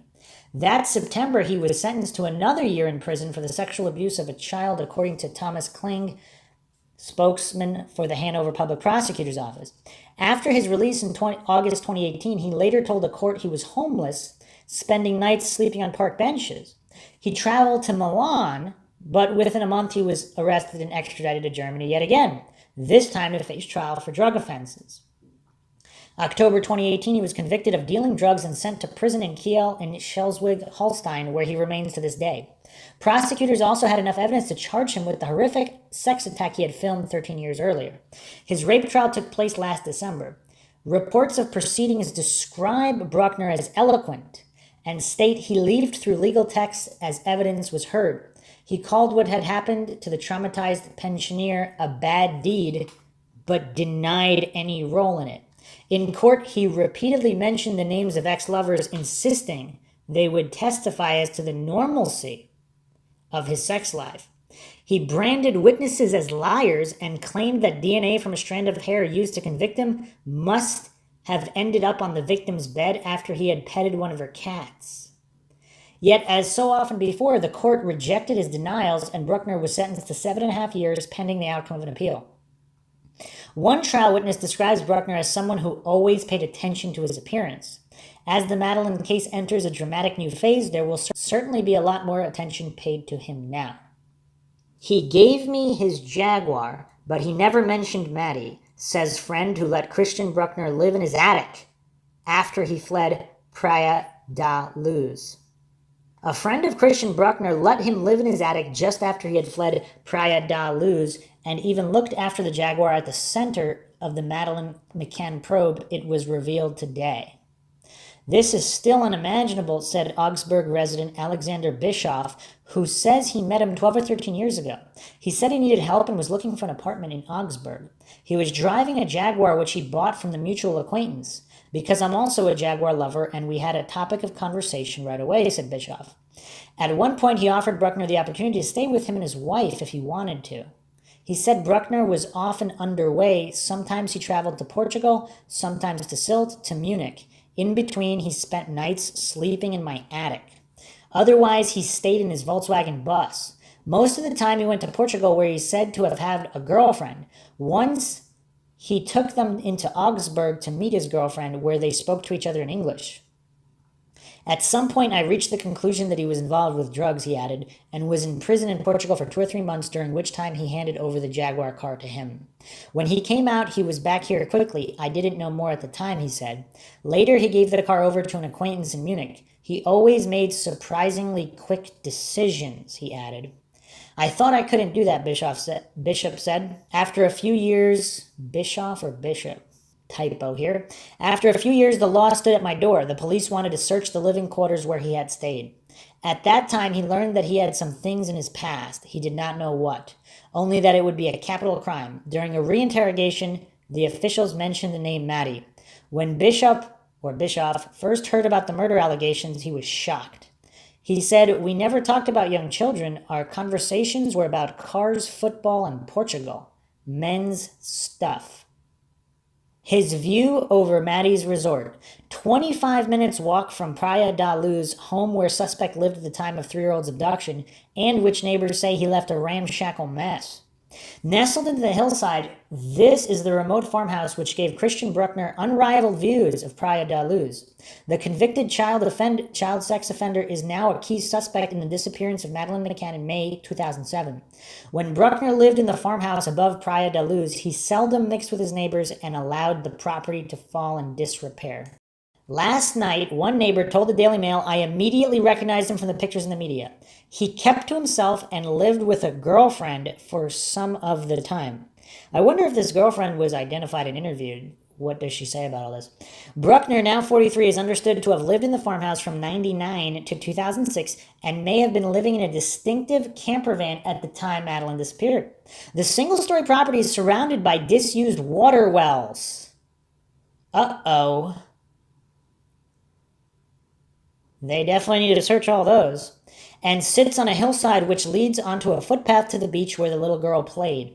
It also sits close to where Madeleine's parents, Jerry and Kate, used to jog along the cliff top in search of solace during the aftermath of her disappearance. The farmhouse is a 25-minute walk to the Ocean Club complex where Madeleine was on holiday with her parents and her twin siblings, Sean and Amelie. In 2014, police sealed off an area of scrubland close to the farmland and used ground-penetrating radar to detect whether the soil had been disturbed. You know what's weird? I want to know what led them to that area, because they were searching that area, or were they just doing a blanket search, casting wider and wider out from the disappearance site? Another neighbor said of Bruckner last night, he moved in the mid-90s with a German girlfriend who left around a year and a half later. They seemed to have a tempestuous relationship. I would hear them arguing. I knew very little about his life, but he seemed to me to be a choleric man. Another added, he had a fallout with another German he sublet the place to for around 6 months. He treated him very badly. But I never for one moment suspected he could have anything to do with Madeleine McCann's disappearance. It's something that never even crossed my mind. His life was pretty much of a mystery to people around here. His girlfriend left a long time ago, and she hasn't been seen around here since. A third neighbor said, this is an idyllic spot, and we're all proud of our houses and look after them. But this guy let his place go to ruin. He left it looking a right mess, and it took the owner some time to make it right. The owner of the property is a British man who rented it to the German suspect and his girlfriend. The homeowner, who asked to remain anonymous, said both UK and Portuguese police have asked for his help relating to background information on Bruckner. He said, in 2006, my neighbor contacted me in the UK to say that the house had been left ramshackle and abandoned with no sign of occupancy. So he abandoned this property 1 month before the McCann disappearance to live in the van full-time. Very strange. We returned to Portugal and reported the disappearance to the Portuguese police and later discovered that he may have been arrested. This was the last time we heard from him until about a year ago when we were contacted by the UK and Portuguese police requesting what information we had that they were following a new line of inquiry relating to this person. Speaking to Sky News, he added, my wife and I moved back to the UK in '92. The house was let out to friends and friends of friends to maintain occupancy, look after the land, and pay the bills. The house was occupied for a period of time by what seemed like an ordinary young couple trying to get by in Portugal. Living in England, we had relatively little interaction besides talk of the house, the land, and any maintenance issues. We met in person when passing through on family holidays to the Algarve. At a later date, we discovered that the man's girlfriend had parted company and returned to Germany. Police are now trying to trace Bruckner's ex-girlfriend to establish a full picture of the suspect's movements on the Algarve. She is thought to have left Praia before Madeleine's disappearance. Bruckner, a known drifter, also spent time dog-sitting for German friends at a house in Monte Giudio, a few miles from the seaside. Bungled from the start, taking so long to suspect a man with Christian Bruckner's profile is just the latest in a long line of apparent blunders that have dogged the Madeleine McCann inquiry, right from those first fateful hours. According to German law enforcement officials, Bruckner lived almost permanently in the Algarve between 1995 and 2007. Portuguese police closed the inquiry into Madeleine's disappearance in 2008 after claiming there were no more leads to pursue. The inquiry was shelved after the missing girl's parents, Kate and Jerry McCann, were wrongfully implicated in the case. And he was on the list of the later investigation, but the prolific criminal. He's doing a 7-year jail term. Julian Reichelt, editor-in-chief of Bild, said the new key suspect who is fighting his rape conviction is currently in prison in the German city Kiel. Not revealing the suspect's full name, Mr. Reichelt said, "Everything we have heard so far publicly has been around and basically known to police in Germany and Britain for years. We are hearing that there was an additional push towards looking at Christian B another time, and that's when the police reviewed all the pieces again and opened a murder investigation." He has been convicted of child abuse as early as 1994. He was born in 76. He's 43 years old. This means early in his life there was already a record of child abuse, and it wasn't the only time. And the article just goes on to the botched issues, the phone clues that were not properly pursued. With German prosecutors saying they believe Madeleine is dead, there appears to be very little cause for optimism. Her case now effectively a murder investigation. Forensic tests on Bruckner's old camper van have not yielded any clues. With no body, no forensic evidence, and no confession, detectives may struggle to gain justice for her and her family. But there seems to be quite a few coincidences to go on here. So if they, and if they find his ex-girlfriend, she might have some things to say. There possibly could have been other crimes, etc. Yeah, it's a very, very bizarre case. Obviously, explanation is needed for all the dog activity regarding the apartment and the car, and the rental car, because that seems to be what cast the suspicion on the McCanns, which, again, this whole thing is just very, very bizarre.